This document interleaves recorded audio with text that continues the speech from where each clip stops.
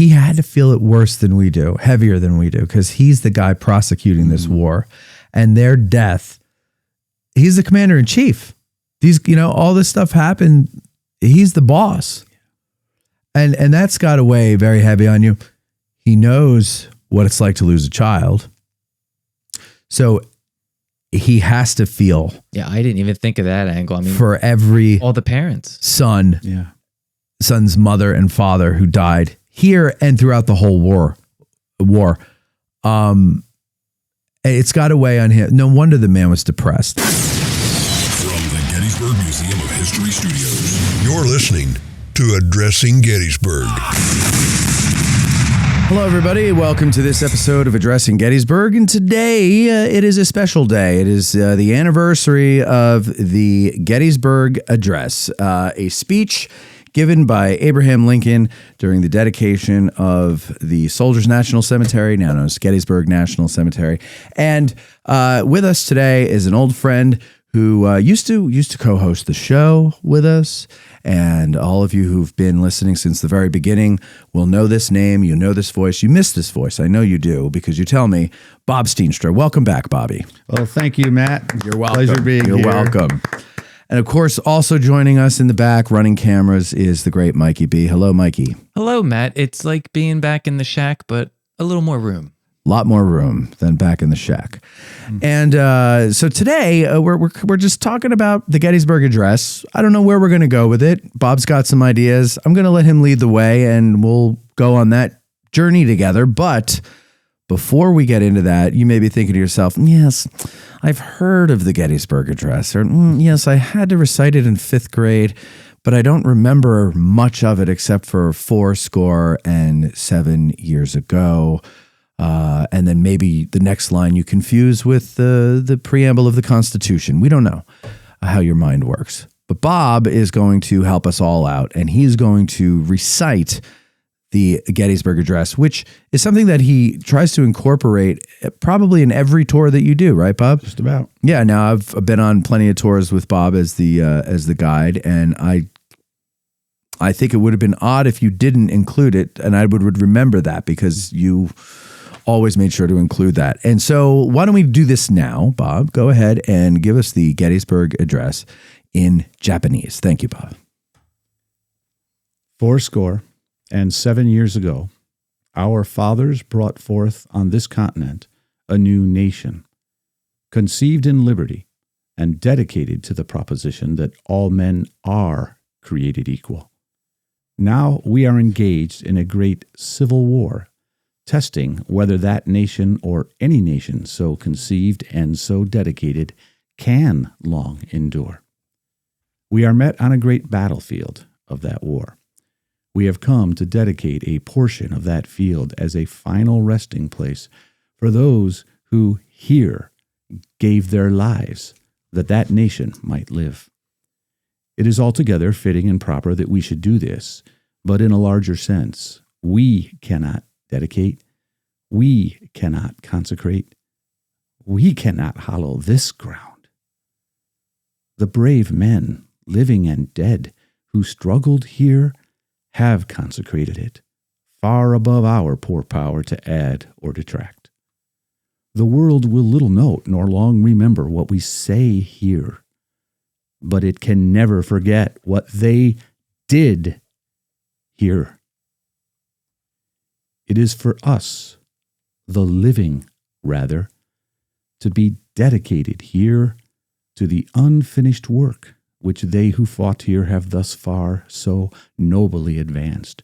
It is rather for us to be here dedicated to the great task remaining before us, that from these honored dead we take increased devotion to that cause for which they gave the last full measure of devotion, that we here highly resolve that these dead shall not have died in vain, that this nation, under God, shall have a new birth of freedom, and that government of the people, by the people, for the people shall not perish from the earth. Very, very good, Bob. I'm taking notes here. That's why I'm sounding like I'm not paying attention, but I was. I understand. Okay, shall not perish. All right, now before we started, Bob said to me that he's going to emphasize certain words when he reads it. And so as we were going through, I was just copying down the words that I think you were punching. Emphasizing? Okay. Yeah. Now, obviously, some of them you absolutely were emphasizing, but let me go through it. Tell me if I missed any. Okay. Okay. Here. How many times? Oh, well, I don't know if it was, I believe it was the first use of the word here was the most punchy of them all. Any idea how many times that word is used in 10 sentences? I'm going to throw out a random number, because I don't know. I'm going to say 12. Well, that's more. 8. 8, okay. But that's a lot. That is a lot. You would think Almost once a sentence. That if I was writing a speech that I might not repeat that particular word so many times. Unless you want to emphasize it. Or yes, absolutely. And if this place affected you when you were here. Okay. And I know you get this. Yeah, I do. Mikey does too.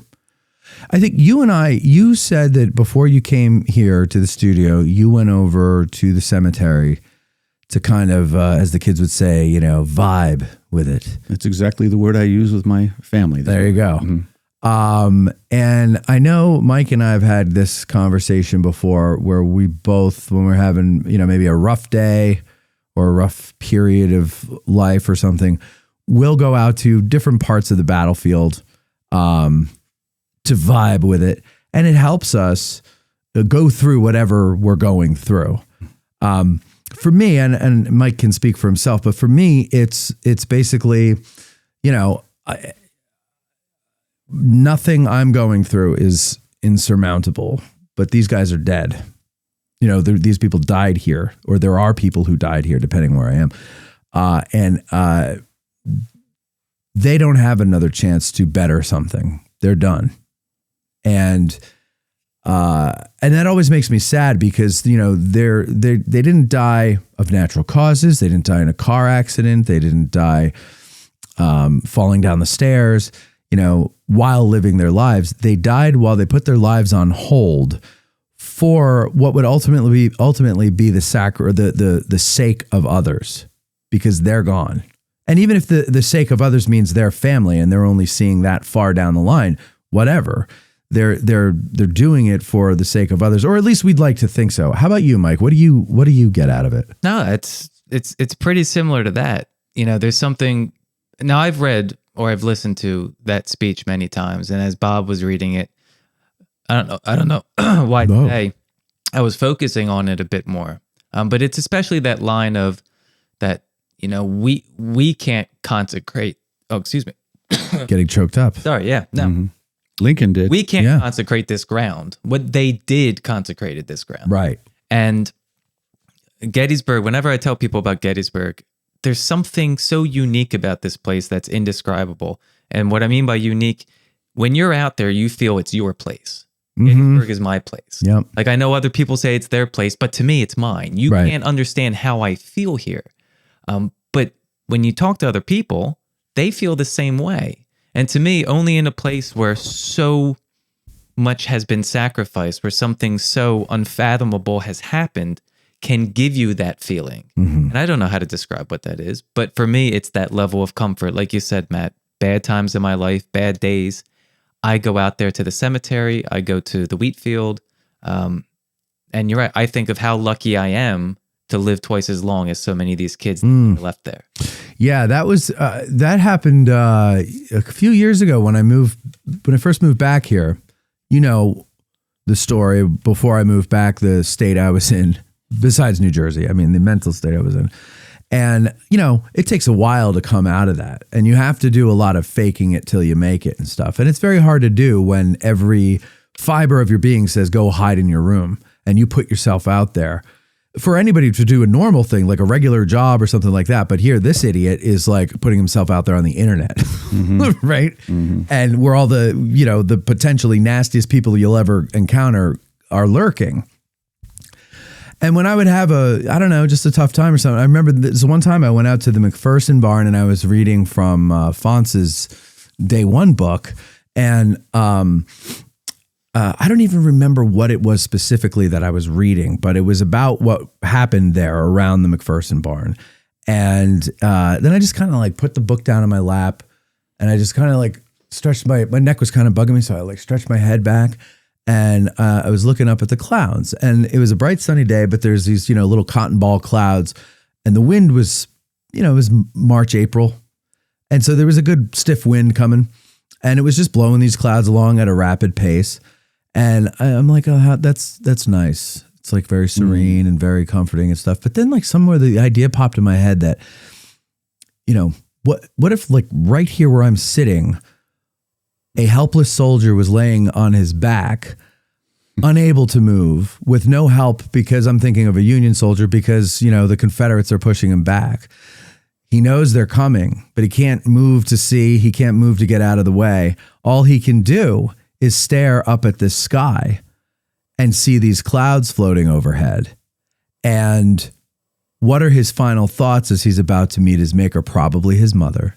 Yeah. If he's a young boy, if he's 20 or 19 or something, probably his mother and maybe his wife, if she doesn't annoy him, and his children, right? If he's got children, or maybe none of that, because I've never died yet. Right. So I don't know what your brain is doing as your body is dying and your organs are shutting down and you're losing blood. Are you even aware of who you are at that point, or are you just a dying organism? All these thoughts were going through my head because of sitting in that one place. I'm sure there's human beings out there that can have these thoughts without having to go to a special place, but I'm not that deep. So I have to be there in order to make that connection. And so, I think we all, and I guarantee you there's 1,000 people in the audience right now who have similar stories to what you, me, and Mike are talking about. This place gives us some kind of comfort. For me, it's humility. It humiliates me.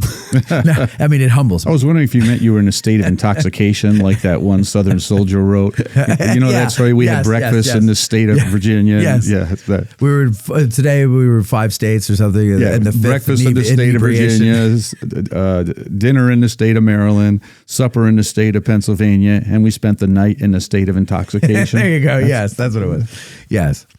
So anyway, sorry to take that away from you, but here is one of them. I went just Saturday through the visitor center again because I had a good friend come out and gave him a tour. So we went through that together. And I noticed that in the cyclorama, they quote Chamberlain's speech, "In great deeds, something abides." Oh, it's a great one. Right. And at the very end, there's also that quote in the last thing you see in the museum. The quote of "In great deeds, something abides." I've got it here if you want to hear it. Yeah, read it for everybody just in case they don't know what you're talking about. "In great deeds, something abides. On great fields, something stays. Forms change and pass, bodies disappear, but spirits linger to consecrate ground for the vision place of souls. Generations that know us not, and that we know not of, heart drawn to see where and by whom great things were suffered and done for them, shall come to this deathless field to ponder and dream. And lo, the shadow of a mighty presence shall wrap them in its bosom, and the power of the vision pass into their souls." I hate to admit this because we're talking about the Gettysburg Address. Yeah. And I love the Gettysburg Address. There are lines in the Gettysburg Address that to this day, every time I read them, especially if I read it out loud. By the way, I have tried to record the Gettysburg Address, and I wanted to get guest guides, the cast of the show, and everybody, all of us to record it, and then I would, oh, that would be cool. String us all together. I've heard that done before, but that'd be cool from the guys. Well, I did it before with me and the patrons. I had the patrons do it, and I strung it together. Ken Burns did it. I saw something on PBS. I think it was Ken Burns that had school children do it or something like that. So it's not my original idea, but it's a cool thing. I tried to just record myself doing it, and I can't get through it without choking up. So I lose my form, right? And I'm like, I can't put this out. I could never get through it. Well, that is good. It is good. Lincoln couldn't do it either. and he gave the speech.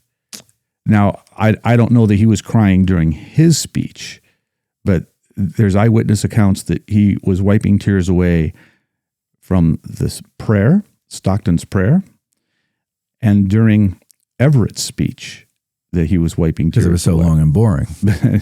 I don't think Everett's speech was boring. Okay. At parts, maybe it was at parts. After a while, it probably is. But go ahead. I'm sorry. Well, it's just that sense of something important happening here. That's what we're talking about, this place and how important it is. And that's why, get back to how many times he uses the word here in 10 sentences, 270 words, depending on which version of the speech you're talking about. But that's quite a concentration. So anyway, we were talking about emphases. But so my point, though, about bringing up not getting through the Gettysburg Address is that quote from Chamberlain about here. I mean, he said that here. About the vision place of souls, that whole thing that you just read. Right. I think actually is harder for me to do because it is beautiful. He takes what Lincoln says in the Gettysburg Address, the beautiful parts of that, and which the whole thing is beautiful, but like the end is, as he's nearing the end, that's where I start to get choked up. Yeah. And he just builds on, I guess, the sentiment of Lincoln's Gettysburg Address in a very poetic way. Now, granted, he had a lot more time to think about it and probably work it over before he published it and everything. So like you could perfect it better. But I just, that always moves me, that quote there. It gives me chills. Like it just stops me. Yeah. Yeah. But okay. So let's go through the other words though. Another word I noticed was we. Okay. Did you mean to do that? No. Okay. Well, then we'll move on. But we could tie this in later, but of course the Constitution begins with "we the people," right? And I believe that somewhere in his subconscious, if not conscious mind, when he's crafting these words of the people, by the people, for the people, he admitted Daniel Webster's influence on that because he's not the first person to come up with this concept. But we know, in the last time I was here, we talked about the golden apple in the silver pitcher frame. Right. The influence of the reference from his friend Alexander Stephens, the Confederate vice president. Okay. And the silver pitcher frame was the Constitution. The golden apple, which is the heart and soul of America, is the Declaration of Independence, right? So there might be an emphasis in my mind, subconscious, about we the people, but... well, did you... which copy did you use, by the way, when you read that? That's the Bliss copy. The Bliss copy, okay. And that's the one I always use on tours because that was his favorite copy. It was his last. It was the only one he signed. It was the only one that he dated. And when they were trying to figure out what version to put on the Lincoln Memorial in the early 20s, I think 22 maybe, Robert Lincoln was still alive, and he said that this was his father's favorite, and he was advocating that that version be the one that's used. That's the one that's in the White House. That's the one that is most often quoted. Okay. So I think the we that you emphasized, does it make sense that it was now we are engaged in a great civil war, or we are, no, it was we are met on a great battlefield of that war, is, I think. Yeah, what I was trying to emphasize there, and I guess I didn't do a very good job, is that we're met on a great battlefield of that. We're here. It's so you wanted to emphasize battlefield. It's the whole concept of place is something that I'm appreciating more and more. That's not the only thing, but the concept of place, right? Because he made it a priority to come here. His schedulers had scheduled him to get on a train on the morning of the 19th, very early, come on up here, get off, make a speech, and get back. Well, not a speech, a few appropriate remarks, right. And get back. His son, Tad, had been ill. Mary did not want him to come here. He changed his whole schedule. He told his, I don't know, I say schedulers, I don't know what they would have been called back then. His Mike or Dave. Secretary? Yeah. But he had them rearrange things so that he could take the train the day before. He didn't want the whole event to be kind of fly by night, in, out, go. He wanted to experience this place. And I started with that quote and with this whole concept of place, because that's informing me and helping me appreciate the speech in a much greater way because of how he emphasized it. The night before he got on the train. So probably on the 17th of November is when he sat at his desk in the White House and wrote out the copy of the Gettysburg Address. This is going to take more explanation, but he wrote out in pen on Executive Mansion stationery a speech. But what he held in his hand the day he gave that speech was one page, was that, with only one incredibly notable change. But the second page was written on a piece of foolscap that he got from David Wills. A piece of what? It's just a term for a type of paper back then. What was writing. the term? Foolscap. Foolscap. Like fool's cap, but it's not. It has nothing to do with fools or caps. It's just what they called this particular type of writing paper. Never heard that. And it was lined. Anyway, he asked for a piece of paper. Actually, he wrote something on the night before the speech, too. So he came basically with the speech prepared. The wonderful story by Mary Shipman Andrews, a perfect tribute that came out in the early 1900s, that he wrote it on the train on the way here. A Southern woman, by the way. There's absolutely no truth to that at all. It's a wonderful story, but and I'm still surprised by how many people come to Gettysburg today. Thinking he wrote it on a train. Yeah, and they tell me, he wrote it on a train on a piece of like scrap paper or something, didn't he? And there's no truth to that at all. Is that why his voice was quivering when he read it? It's shaky writing. Score. But here's the point. The night before he got on that train, he called William Saunders, the landscape architect, to the Executive Mansion. William Saunders, the guy who he laid out the cemetery plan. Laid out. That's the word I was looking for. Yes. And he asked Saunders to bring his diagram, his plan for the cemetery. Lincoln's already very interested in this place. He's read about it a lot. I mean, it's only 4 months later, but there's official records. I'm sure he's reading some of those, and there's newspaper accounts of the Battle of Gettysburg. And anyway, I would have to imagine for him, Gettysburg stands out more than maybe other battles because it was an part of my French, an oh shit moment, because the Confederates got into Union territory. You think of the stakes. Yes. Yeah. And so he was very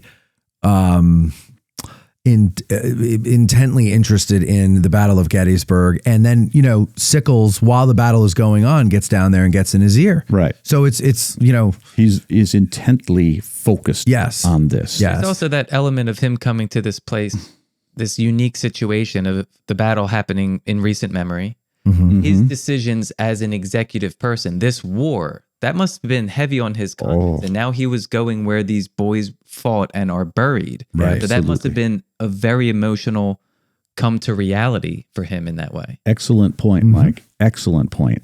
This morning before I came here, I went over there to pick up those vibes, as you said. And I've done this a number of times, but I got real close to the Henry K. Bush Brown bust of Lincoln there at the Lincoln Address Memorial. Right. And I just looked into him. Now, I do this a lot on the talks I give at the cemetery, the tours. I ask people, what do you see?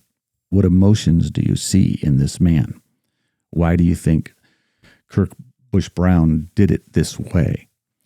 And sometimes I learn a lot from what the people say, but the depression, the melancholy, the weight of the war. Sure. And Mike, what you were saying is true. That's why he's going to start crying or wiping tears away, according to eyewitnesses, when Edward Everett is talking about the sacrifices of these people. And you could say long and boring. Part of that might be true to parts of that speech. Yeah. But that man was the Taylor Swift of his day. Yeah. Okay. You want a crowd, you invite Taylor Swift. You want a crowd, you invite Edward Everett. Right. And there was a reason Lincoln was told, your part is to make, quote, a few appropriate remarks after the main oration. And boy, what a godsend. What a godsend. Anyway, where was I going with this? These senior moments here. The place is very, very important to Lincoln. In fact, he calls Saunders to the White House, and he's very interested. I mean, I've got in my mind, he's got his spectacles out, and he's looking down at the plans. And he was very thankful that Saunders' vision of equality, the bigger states don't have the front row seats. New Jersey's in front of Pennsylvania in the cemetery, right, Mike? Did you notice, Mike? Yeah. Did you notice that someone put well, there you go. Someone put a... Mike's the only person from New Jersey I know who defends New Jersey, but go ahead. I'll play to the day. Yeah, and all three of us are from New Jersey. Yeah, I know. I mean, all three of us will live there. I know. We all left, but one of us can't leave it behind. Son of New Jersey. What, Mikey? You're a self-loathing son of New Jersey. I am. I'm a self-hating Jerseyan. Okay. But Mike, you might want to go by there before it blows away again. But I had to write it and put it up against the Kentucky Memorial. But someone put a wreath there with the New Jersey flag from New Jersey, and they put little New Jersey flags on selected graves of just the New Jersey section of the cemetery. Right. But the whole point is, Lincoln was impressed with Saunders. He had the same kind of equality emphasis in the laying out of the cemetery that Lincoln was trying to achieve in the speech as well. And he was pleased that the big states are in the back and the little states are in the front. He was pleased that we're not having a section for officers that get more attention than enlisted men, that the men were being taken from where they were originally buried and just buried, as they came. And Lincoln was asking specific questions about Little Round Top, Culp's Hill, Cemetery Hill, Seminary Ridge. He knew these names already. So he was very interested in this place.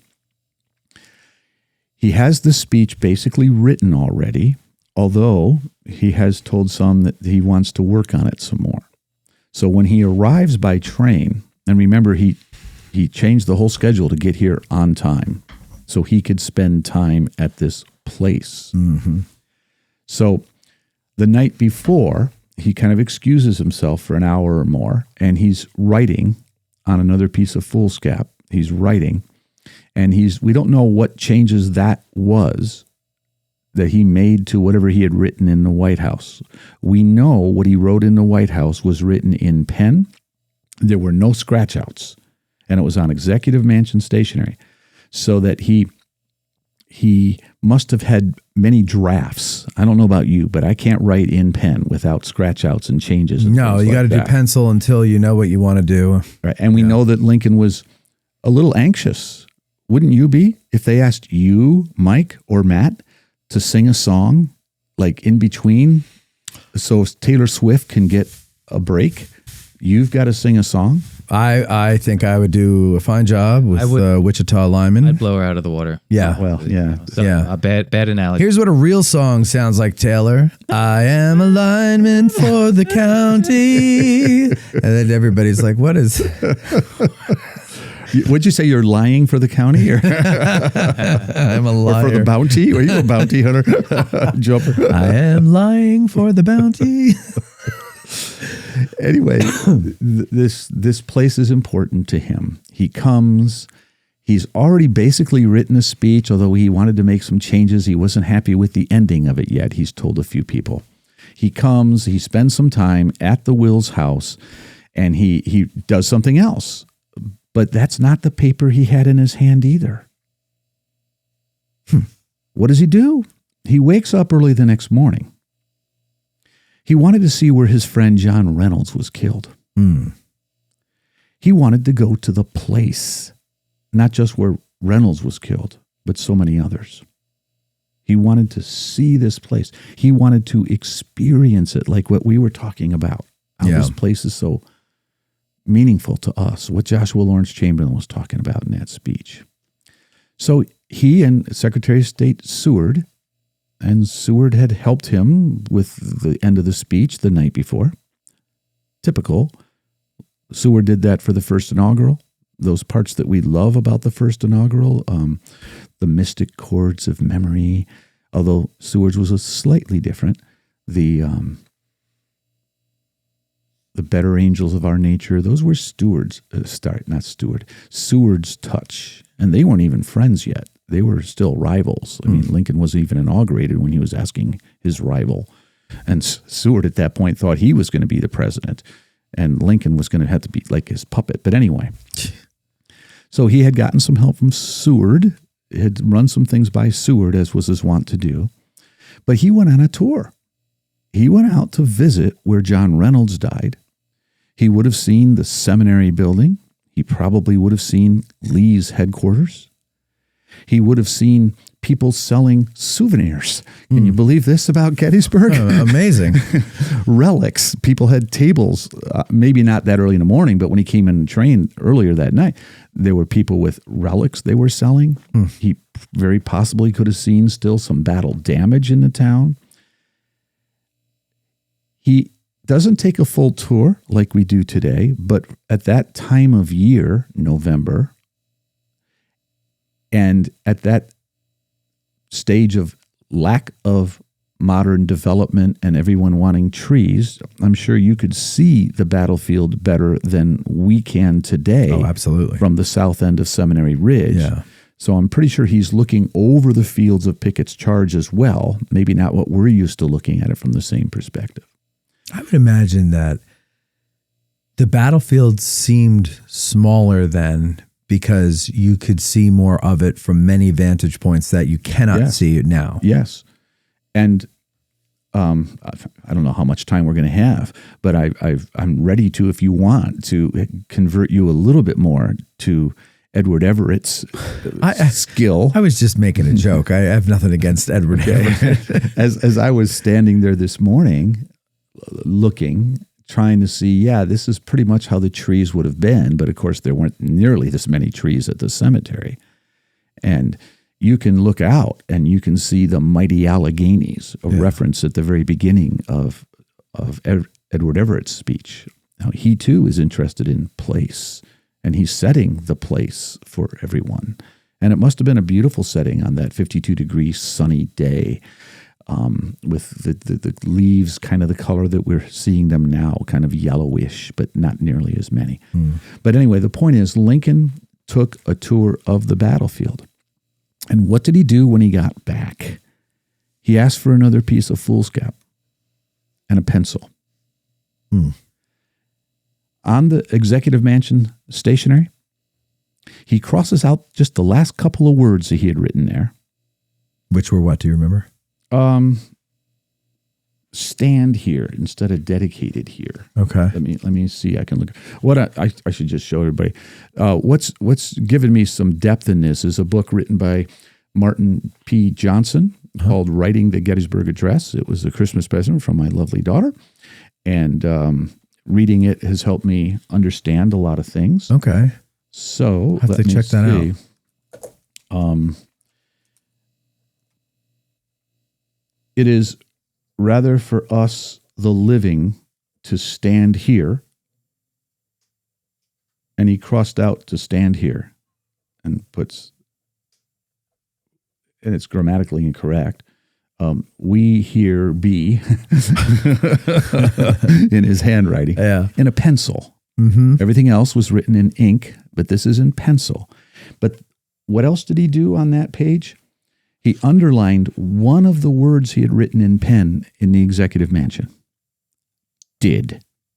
Did you hear me emphasize that? What they did. That's one here. It's the fifth word that I wrote down. Good. And that made a difference to him too. Yeah.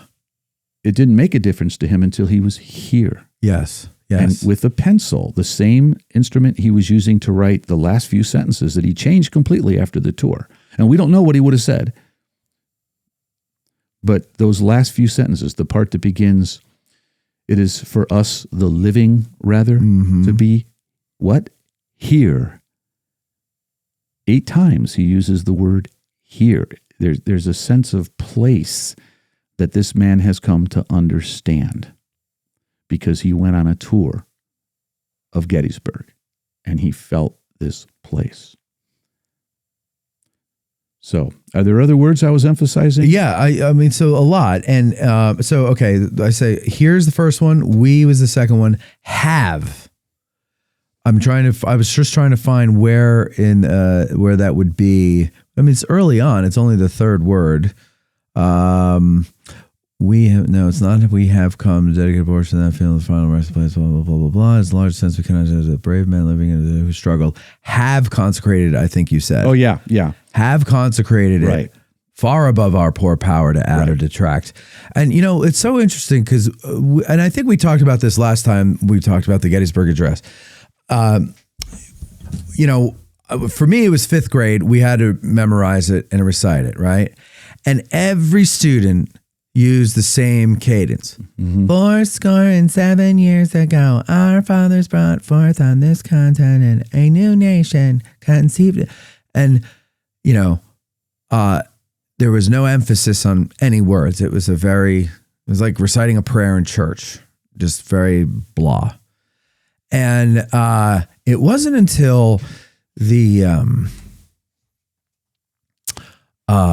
movie that runs in the visitor center came out when they opened the new visitor center, and Sam Waterston puts the emphasis on people. Of the people, by the people. Yeah, you do that well, right? Well, he does it well, and Waterston does it well. Have you ever heard his Cooper Union speech? Waterston? Yeah. No, I never heard him do that. So I think it was 2005. Okay. You can look it up on YouTube. Put Waterston Cooper Union speech. And it's like an hour and a half, hour and 40 minutes, something like that. But this is like when I was speaking at a conference about the Gettysburg Address in Wisconsin last year. I was there with all sorts of other people. And the question was, what was Lincoln's greatest speech? And of course, you know what my answer is, right? Others said the second inaugural. Others said the first inaugural. And I'm going, yeah, I can see that. I can make that case. And then one person was just absolutely adamant that it was the Cooper Union speech. And when I heard Sam Waterston do the Cooper Union speech, he's a good actor. And I think my impression of what Lincoln sounded like is just totally shaped by Waterston. Yes. Right? I mean, I don't know if I can more than Daniel Day-Lewis, by the way. Yeah. Oh, yeah. Right? Yeah. Maybe that's because I keep hearing his voice at the cyclorama, or not the cyclorama, but at the movie. But also in Ken Burns' The Civil War. He did Lincoln. And that's why he became the voice of Lincoln to generation. Right. But no, look up, your listeners too, treat yourself and see a great actor acting out what might be Lincoln's greatest speech. I'll have to look that up. Cooper Union speech. Yeah, Sam Waterston. It's really cool. It'd be great to get Sam Waterston. Is he still alive? Get him here. Yeah, no, yeah. I would love to talk to him. So okay, I wanted to real quick circle on those 2 words of have and did. Yeah, and how similar they are, and those are, they have consecrated it. That's right. That's a statement of fact. What they did here. Yes. That, they're very simple words, 4 letters and 3 words, but they are statements of fact. You can't argue with what they did. You could quibble over why they did what they did, but what they did is irrefutable. Absolutely. They fought and died here. They struggled here. Absolutely. That's it. Yep. Yeah. And my emphasis in those words, the way I try to emphasize them, is to get people to see Lincoln is trying to belittle what we say here. Yeah. And as he's saying something. Yeah, as he's saying something very noteworthy, right? And I think he knew he was saying something noteworthy too. But still, he wants the emphasis to be on them. We cannot consecrate. We cannot dedicate. We cannot hallow this ground. It's humbling. He's trying to humble all of us as he has humbled himself by this place. And what does he call this place? Hallowed. Hallowed, yeah. Again, that whole religious aspect of this. And if you want, we can go there too. I've got even more ways to think about that. But it also ties into his use of the word nations, right? Oh, yeah. What gives a nation more power or righteousness? Your words or what someone did in sacrifice? Deeds, and it's clearly what they did in sacrifice there. Yes. Right. The mystic cords that bound us together that he talked about in his first inaugural, if you will. Yeah. So, did you also emphasized the living? I don't know if you meant to do that either, but I had a thought as to why you did. What part of the speech are we in now? We are in the part that he wrote after visiting the battlefield. Oh. He was impacted by the battlefield. And he had talked to people while writing it and just after he thought he was basically done but had a little more to tidy up, that he had gotten the past and the present 77 years ago. Now we are engaged in a great civil war. We have come to dedicate a portion of its present. But he wasn't sure how to tie in the future. And that would be us and his audience, the living, rather. Okay. It is for us, the living, rather. He had started with saying, what did I say? It is rather for us, the living, to stand here. And Martin, in this book, is thinking through why that change might have been there. And to stand is a more passive thing. Mm-hmm. To stand doesn't necessarily have to be a positive thing. I mean, you could stand for something, right? That's positive. You can just stand idly by. Exactly. Yeah. Right? Yeah. And so he wanted more action. He wanted more resolve. I mean, just listen to that part that he wrote after the tour. I'll come back to it. Listen to how forceful it is. It's almost like I went on a civil rights tour this spring, all sorts of civil rights sites, and we worshiped in Martin Luther King Jr.'s church, which Abernathy now is the pastor of. He wasn't there that day, though. But it's so different than my white Presbyterian Christian culture, okay? Yeah, it's fun. It's like, preach it, brother. Yeah. And then he preaches it harder, then preach it again, brother. It's like Lincoln is hitting us and hitting us and hitting us with greater intensity. So let me get here. I got to take my glasses off. It is for us, the living, rather, to be dedicated here to the unfinished work. And that's another thing trying to emphasize, that this work is not done. And that is why this speech lives in history and challenges every generation, because the work is always unfinished, right? It is, it is for us, the living, rather, to be dedicated here to the unfinished work which they who fought here, again, he's referring to them, which they who fought here have thus far so nobly advanced. Well, I didn't say that hard enough. I'm going to say it again. It's rather for us to be here dedicated to the great task remaining before us. Yeah. I think now the emphasis is future is us, and that's why I emphasize the word. Us was one of the other ones. And again, he's honoring them. The great task remaining for that from these honored dead, we take it. And that's right. I was emphasizing we, because he's talking to us now. Matt, he's talking to Mike, he's talking to you, he's talking to me, he's talking to our listeners over 162 years later. Yeah. Because another word that he didn't often use until this speech, nation. And what's the Civil War? It's the rebirth of a nation. Not a union anymore, right? Which is what he's been using most of his presidency. In this speech, there's some radical departures from things he's done in the past. He uses the word nation 5 times in this speech. And to make this point, or that you're making this point, obviously there is a huge difference between a union and a nation. Yes. Okay, a union it doesn't necessarily have, let's say, I don't know what, an identity. right? Correct. A nation does. Correct. A shared culture, a shared identity. Correct. Right? A union is a bunch of people who decide, yeah, let's work together as long as we get along. Yeah. As long as we agree. Or go ahead, Mike. Yeah, I was Mikey. going to say, tie that into the very beginning of his speech. Fourscore, he's starting with the revolution. Mm-hmm. And to be fair, where the country is now at this point has never been a nation. It was a group of states that were compromised together. Yeah. And eventually that was only going to hold so long because, elephant in the room, half of the country wanted to continue a practice that was abhorrent. Right. So owning people. now was the chance to create an actual nation for the first time. Right. Well, and yeah, it's almost like the founders intended a nation to be created, and it is our job to finally make it that nation they wanted. Mm-hmm. Which I think is the struggle of Americans in every generation. Right. I think you're right about that. Golden apples in silver pitchers. Can I go back just for a minute and explain that from Yeah, for people that didn't listen to the last one that we did, Okay. tell us about that, because people are probably right. like, what the hell is he talking about? Yeah. So Alexander Stephens, Lincoln's friend, is not the vice president of the Confederacy when he writes a letter to Lincoln on December 30th, 1860. Lincoln's been elected but not inaugurated, and Stephens was not for secession. He's trying to keep Georgia still in the Union. He writes Lincoln a letter saying basically, we must work together to save our common Union, not nation. Oh, maybe he did say country. I'll double check.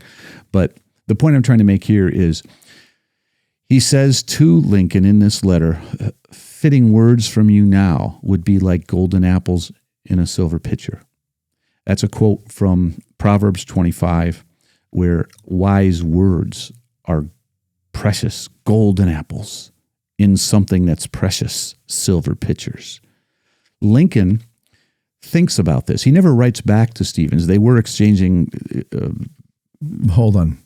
Yep. Pitchers.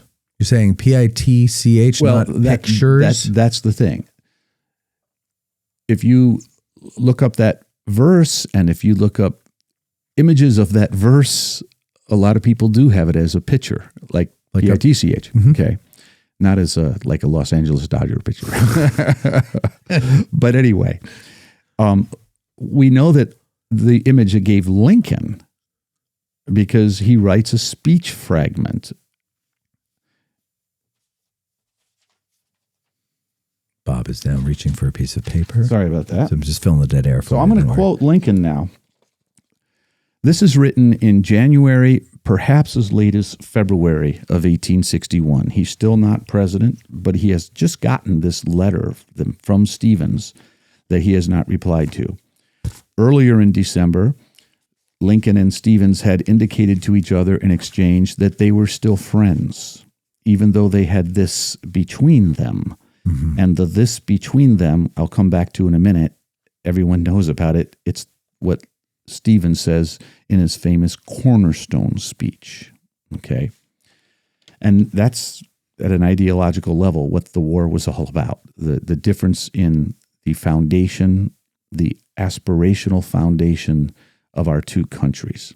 So Lincoln is going to, he did this often, he will get an idea for a speech. I do this, even this morning. It's something about coming on your podcast that I'm thinking about, kind of like in a devotional sense about what the Gettysburg Address was, but also in my devotional sense talking to God. But this is what he writes. Without the Constitution and the Union, we could not have attained the result. But even these are not the primary cause of our great prosperity. That's the result. There is something back of these, the Constitution and the Union, something more important. Okay, there is something back of these entwining itself more closely about the human heart. That something is the principle of, quote, liberty to all, end quote. The principle that clears the path for all, gives hope to all, and by consequence, enterprise and industry to all. The expression of that principle in our Declaration of Independence was most happy and fortunate. Pause. Why fortunate? Because a slave owner wrote it. Thomas Jefferson. Yeah.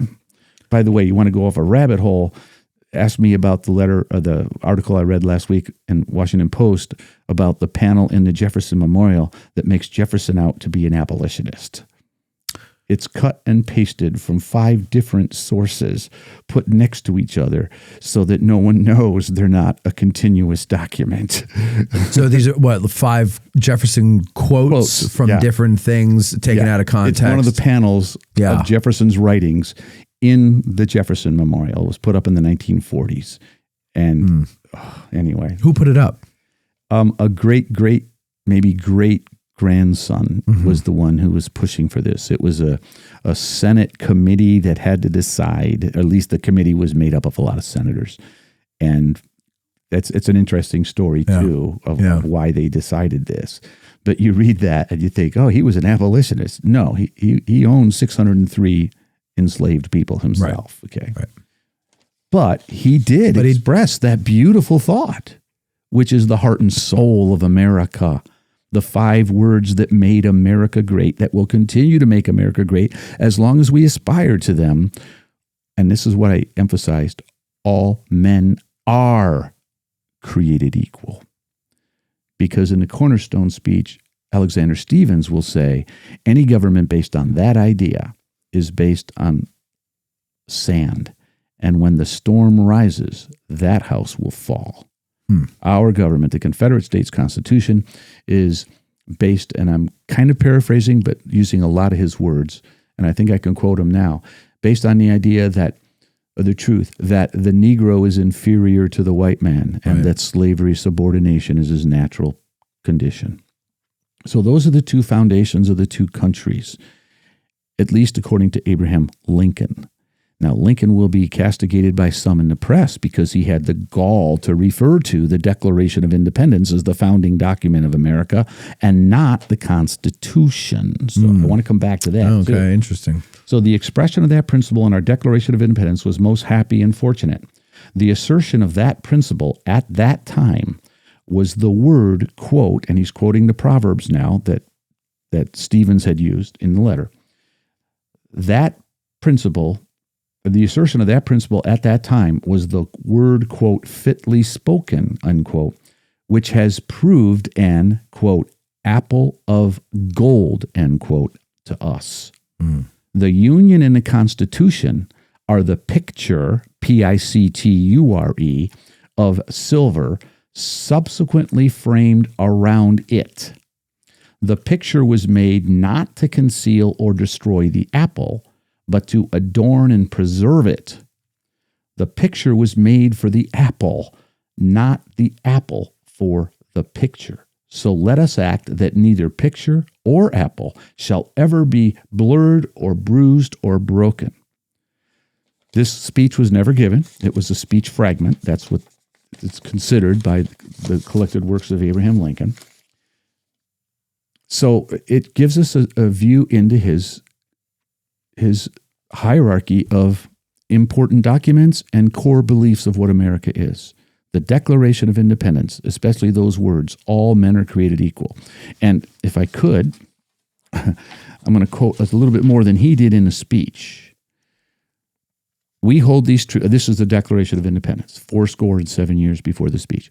We hold these truths to be self-evident, that all men are created equal, that they are endowed by their Creator with certain unalienable, interesting choice of words. Because we're struggling today with aliens. Do aliens have these rights? They're not citizens. Oh, I thought you meant outer space. Yes. No, I'm talking about illegal aliens. Right. It would seem that the Declaration of Independence, and this is Bob's political view coming in, so edit it out, Matt. I know we don't agree about a lot. No, that's fine. It's fine. You agree more than you think. We do. No, but we do. But you're saying, go ahead. That makes me happy. Yeah. Because we get along. We're, I think, good friends. Yeah. We don't see each other enough. No, we don't. We're good friends. And I know that we disagree about some things. Minor details. I've got hope for America because of me. Me too. Can I drop my mic? Was that a mic drop moment? I love you, man. You make me laugh, man. I need to laugh more often. That's why I should come on this podcast more often. Yeah. Oh, do you need a co-host? Maybe I'll come back. You want to come back? That'd be great. Yeah, I've thought about that, actually. You should. Yeah. Anyway. The schedule now is grueling, though. Yeah. It's not like the old days. You had you got spoiled back then. That was the cushy days. So maybe be a part-time co-host. Yeah. The schedule at my church too, as the leader there, is burdensome, but a good burden. Anyway, endowed by their Creator with certain unalienable rights, and that among these are life, liberty, and the pursuit of happiness. That to secure these rights, governments are instituted among men, deriving their just powers from the consent of the governed. Mm-hmm. Slavery is the opposite of that. Correct. It's not the consent of the governed. Right. Okay, and this is something that Lincoln was. He kind of retreated from politics for a while, but the Kansas-Nebraska Act brings him out again, and he has more religious fervor. We might want to talk about the impact of religion possibly on this speech as well. What was his religion? Did he have a religion? He attended a Presbyterian church. Okay. Mary was a professing Christian who was a member of the church. Lincoln never did. Okay. I'm saying this because I'm an elder in a Presbyterian church, and I was thinking about this just last night. What was his religious faith? There's so many things I want to talk about. I know. Well, I mean, briefly. If I were interviewing him for membership, which is something that we need to do as elders, I don't think I would necessarily say he should be admitted as a member. He's a God-fearing person. He believes in God. He believes in the providence of God. But to take that step to say that I need Jesus, his sacrifice on the cross to cover my sin, we don't have any evidence that he said anything like that. So he's probably more like me, where he comes out of the Christian faith, but his views on God have become more it's enough for me to know that there is one and to respect him, or whatever you want to say, and have faith, but the trappings of a religion or a church are not something that speak to me. You know, and not turning this into a show about religion, but like from my perspective, raised Catholic, that'll turn you off to anything, right? and so, but I didn't come to that realization until I went back after years of absence to a Catholic funeral mass for somebody that it wasn't a relative, but it was a friend's grandfather who I was, close with. I was close with the family, and I really liked the guy. He fought in Patton's army. We always talked about that stuff, and I couldn't connect with the sorrow of the moment because of all of the sit, stand, kneel, spin around, high five the guy next to you. Here's what I say. What do you say in response? It takes you away from, I think, God, all of that stuff. Yeah, right. That is something, and this is going to offend people, and I'm sorry, but to me, when you need ritual, it's because you can't connect on your own. And so it's really a pacifier more than anything. I want to connect with God. I find I can do that outside of a church. In fact, I do it here more on the battlefield more than any place ever. You're very much like my wife. There you go. She's got much of the same. Yeah. So and also Abraham Lincoln. Don't forget that. I'm very much like Abraham Lincoln.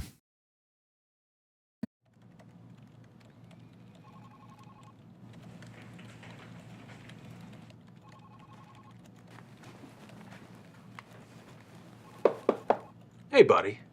What's got you so down? Hey, Court. I'm looking for a gift, but I just don't know what to get my Gettysburg friends and family. It sounds like we need to have a talk. Come on. You love this place, don't you? You bet I do. It's my favorite place in the world. Well, you see, at Addressing Gettysburg, it's our mission to keep these stories alive. How do we do that? I'm glad you asked, sport. You see, Gettysburg is the gateway to the most brutal and crucial time in American history, so we interview experts, and our listeners learn with us. That sounds amazing. It is! Mike, are you f***ing serious? What? It's for the commercial. What benefits do patrons get? You mean besides up to 4 premium episodes per month and Matt being the bee's knees as host? How about early access to special episodes, behind-the-scenes insights, and discounts for ticketed events? Whoa! None of the other history channels I follow do that for their listeners. That's because Addressing Gettysburg doesn't take its listeners for granted and really cares about us learning American history.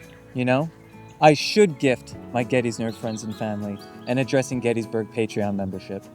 You see, the answer was right under your nose the entire time.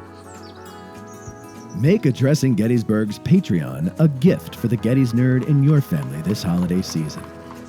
Addressing Gettysburg wants you to learn about the Civil War with us, and we need your support. We'll run this ad until it gets annoying, and then we'll run it until you become a patron at patreon.com/addressinggettysburg or by scanning the QR code on your screen.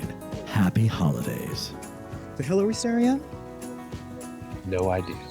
I'm not sure what to do with this. In fact, a guy you might know, Robert Lustria, who took the guide exam, is wanting to become a guide. I know that name. Yeah. I don't know if I ever met him, but I know the name. Okay. Well, I can introduce you Meet to a him. lot of He's people. actually sitting in on my class at Messiah University in the Civil War. So he showed me a devotional, like kind of like a Civil War devotional. He's a Christian like I am. I mean, he's not a Presbyterian. He's a Lutheran, but that's okay. In any event, he showed me something just last week and asked me what I thought about that, because we were talking at breakfast once about the same thing. What was Lincoln's faith? And he showed me this, and I read it, and I said, there's a lot of people after his death who wanted to, say what they knew, and I knew Lincoln, before he died. Although I find out when I was rereading this last night that perhaps this was not before he died. Let me just quote. This is, again, the book, Writing the Gettysburg Address. I'm on page 226 at the top, going to the next page. The significance of the words under God, and we weren't going to talk about that too, but now. Whatever. The significance of the words under God, and Lincoln, that's not in the copy that he held in his hand. Okay, that was spontaneous on his part. It wasn't on the copy of Foolscap either. He was inspired by the place, the event, the emotion of everything there. Remember, he's wiping tears away. Yeah. The significance of the words under God for Lincoln's personal beliefs will probably always inspire debate. Mary Todd Lincoln recalled in 1866 that it was after Willie's death, that was February of 62, so a little more than a year before the speech, well, a year and a half. It was after Willie's death that her husband, quote, first thought about religion, and that he, quote, felt religious more than ever about the time he went to Gettysburg. But she was quick to add that, quote, he was not a technical Christian. And that's what I'm saying. I'm not sure I would admit him into membership of my church as an elder of a Presbyterian church, okay? PCA church for people who care. But she was quick to add he was not a technical Christian. Willie's death and Gettysburg were also linked in a story that appeared in a newspaper a year after the ceremony, which stated that not long before, Lincoln had told a clergyman, quote, when I left, and this is quoting Lincoln, okay, Lincoln's the I here, but I'm not sure I buy this.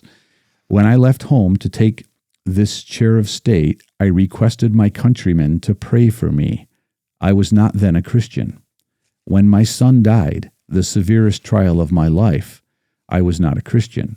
But when I went to Gettysburg and looked upon the graves of our dead heroes who had fallen in defense of their country, I then and there consecrated myself to Christ. I do love Jesus. Lincoln wrote that. This is a clergyman who says Lincoln told him this. Okay. So take it with a grain of salt. Well, he's a clergyman. He can't lie. Can presidents of the United States lie? Yeah, they're not connected to God. Okay. So, and I'm not going to say what Martin is saying about this, okay? Because there's reason to not believe this. Okay, I'll just continue. The language is clearly not Lincoln's, and the final assertion is so uncharacteristic as to be more than doubtful. And I would add, Lincoln lived another year and 4 months or so, 5 months after the speech. So if he had become a Christian, I think there's opportunity for him to actually say something like that. Yeah, nick of time too. At least a Christian that would, satisfy a person like me who's got to admit people into membership. Yeah, mentioning Jesus Christ, for example. The language is clear, but it may be that the anecdote accurately reflects some of the reverential and patriotic sensibility on the platform at Gettysburg that led Lincoln to add "under God" to his speech. Okay, so there's that. So we had nation new birth. You emphasized new birth. Yeah, and that is something almost out of nowhere that apparently doesn't appear on the White House copy or the Executive Mansion copy piece of paper. Maybe it was a result of the tour or the trip he took around the battlefield that day. But there is clearly a progression in the speech, an organization in the speech of a lifetime. I think we mentioned last time, just by the inclusion of the word score in fourscore instead of saying 87 years ago. He is calling to mind Psalm 90:10, I believe it is, where a man's years are 70. So 7, 10. That's calling into the audience, because it was an era when everyone knew the King James Version of the Bible, a lifetime. And he's bringing together this lifetime of a nation, words such as conceived in liberty. So a baby's life begins at conception or not, but that's a human life, at least potential of being started. Dedicated, like we have, Catholics would have baptism, in my church too, it's a baptism, but other churches will have dedication ceremonies for a young baby. Conceived in liberty, dedicated to the proposition that all men are created equal. There's that quote of the heart and soul of America, those 5 words. So there's birth of a nation. Now it's being tested. Testing whether that nation or any nation so conceived and so dedicated can long endure. Can it long endure? Yeah, and that's a part that we always kind of brush past. Like, even when we've done these episodes before analyzing it, I don't think anybody has really hovered over that section. Well, we are now. And let's do that. I was trying to emphasize that. Yeah. When I was emphasizing the thing, can long endure. Right. But that's a scary question to be asking at that point, right? In order to hear your president asking. Like, this is testing. Yeah. Like, can we last the way we're supposed to be? And this is where his friend or set up Stevens's relationship and him first began to make me think deeper about the meaning of the speech, because his friend Alexander Stevens put it right out there. Your government will fall. It's a sandy foundation. Yeah. Our government, the cornerstone is that blacks are inferior than whites, and they're supposed to be slaves. That's the foundation of the two governments. So now there's a civil war testing which of those nations can long endure. And hallelujah, I'm a Yankee. The one that was based on the idea all men are created equal is the one that has, so far, endured. Yeah. You just said that's a scary question. Yeah. It must have been a scary question for the people in the audience. Sure. Yeah. Yeah. How about today? Right. Well, yeah. I mean, we've got more time under our belts as the United States of America, so it's even scary. I mean, like the country's completely different. Forget about socially, civil rights wise. I mean, just economically, the way everything works, it's completely different than back then. People have a lot more to lose now. You said the country just now. Yes. You didn't say the nation has. Well, I said the country because we're both wearing plaid. I love you, man. You make me laugh. Anyway. No, you're right. I did, yeah. But Lincoln used the word nation 5 times. Yeah. He's trying to build something, because we got on this trend, I think, because you were asking about the new birth of freedom at the end. There is the life of a nation at stake. A conception, a birth, now being tested to see which one will survive. And it is up to us, the living. The great task remaining before us, that these dead shall not have died in vain, that this nation, under God, shall have a new birth of freedom. So it's the lifetime of a nation. And is this going to be the end? Is our nation going to die here in the American Civil War over this issue of slavery? The House Divided speech, going back to that. He doesn't say that the nation or the country won't exist, but it will either be all slave or all free. Right. Right? Right. And we know where Lincoln wants it to be. Yeah. A new birth of freedom. So there's this concept like you would have in a Christian's life of new birth coming from the death of Jesus on the cross gives me a new birth as an individual Christian. A nation who has seen its brave men spill their blood on this hallowed ground are giving a new birth for a new opportunity. So the government shutdown. Oh, here goes Bob with his politics again. No. I hope not. Maybe. Yeah. Chris Gwynn, if you're listening. I offered to talk about this to Chris, and it was... What, the shutdown? No, about the speech. Oh, okay. And I just offered way too late last year. For the winter lectures. Yeah, for the winter lectures, correct. So this year, in the spring, because when he said, it's too late. He said, but ask me for next year. So this year in the spring, I asked him, and I still haven't heard, and I probably won't hear because the government shutdown. That's why I said government shutdown. It's probably putting a damper on a lot of the planning for the winter lectures. Right. But the timing would be better for this year because this year is the 250th anniversary of the Declaration of Independence, which was the golden apple. Mm-hmm. And the Constitution was the silver pitcher frame. I was going to entitle my talk, Golden Apples in Silver Pitchers, plural. The 2 golden apples, still at the heart and soul of America, and hopefully always will be, all men are created equal, consent of the governed. The silver pitcher frame, the Constitution. Many historians talk about 2 births of America, 2 revolutions. The first revolution being the one in the 1770s and 80s, and the moral principle of it was those words, all men are created equal, consent of the governed. But the legal codification of it, and thank you, David French, the legal codification of it was the Constitution of the United States. Mm-hmm. Now, we get a hint of the morality of the Constitution with these words, we, the people of the United States. Oh, and how fortunate, I would point out, that those words were there instead of we, the states. Mm-hmm. We, the people, are what give the authority to this new government that's going to be formed.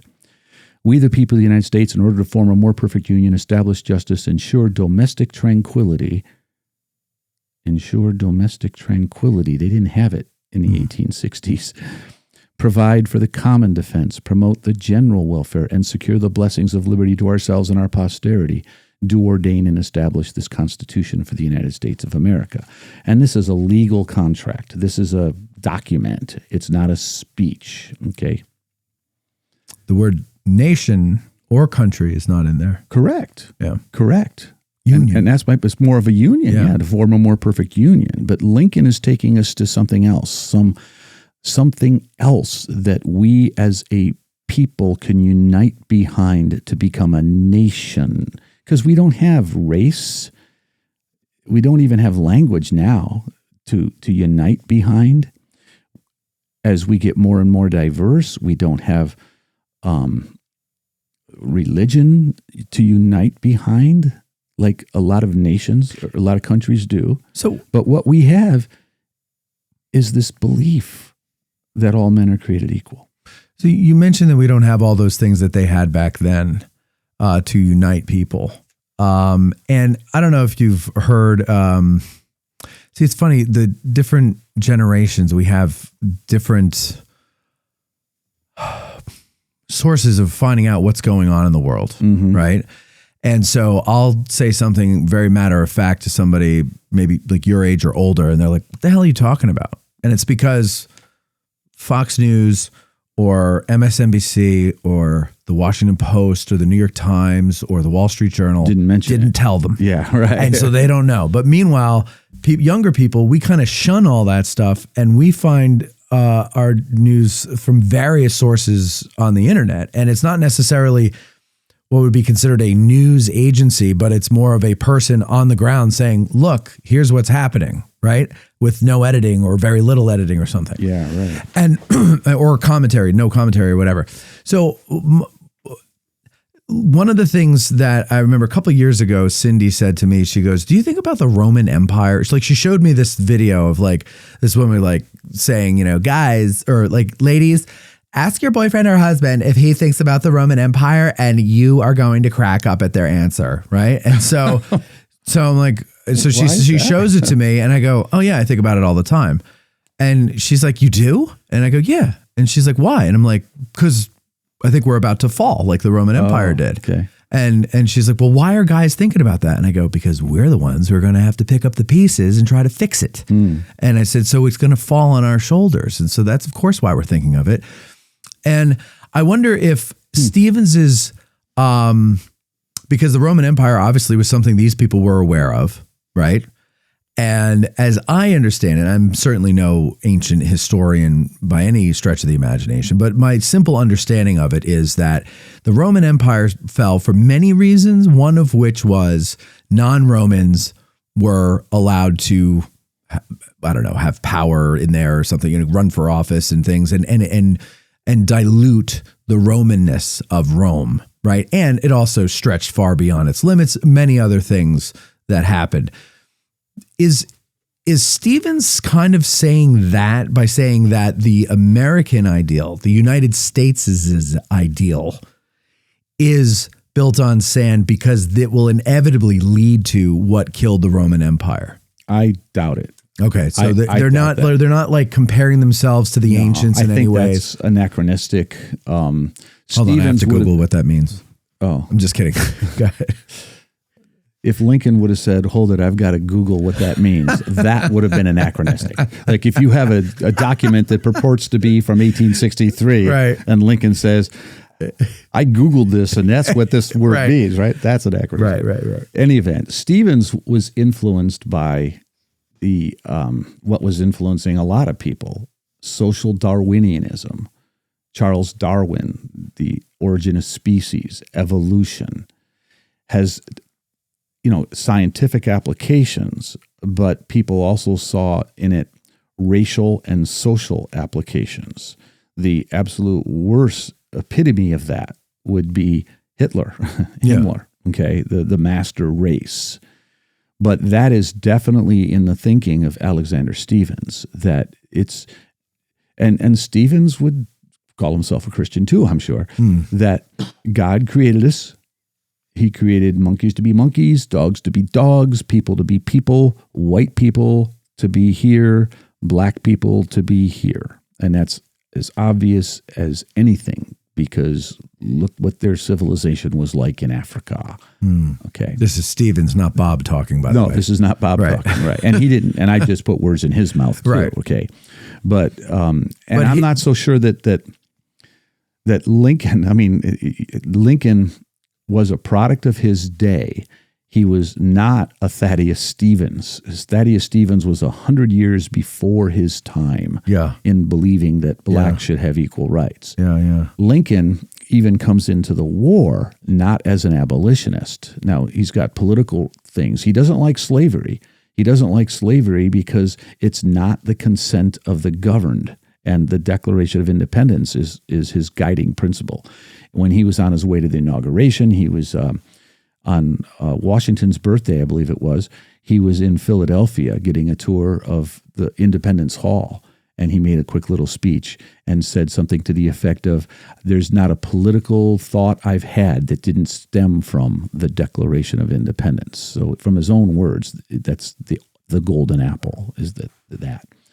But Lincoln, where were we going with that? My computer just went up. So it distracted me. I don't have ADHD. Ask my wife. Well, we were talking about, I kind of went on an aside there. I took you off the path, I think, with my question about Stevens and the Roman Empire and all that stuff. Like, what was he talking about there? But I think I made the point. Yeah. The theory that certain races are superior than others. Is it also that when you see like it? Oh, I was going to say you can call Lincoln a racist. I mean, there are people who have done that.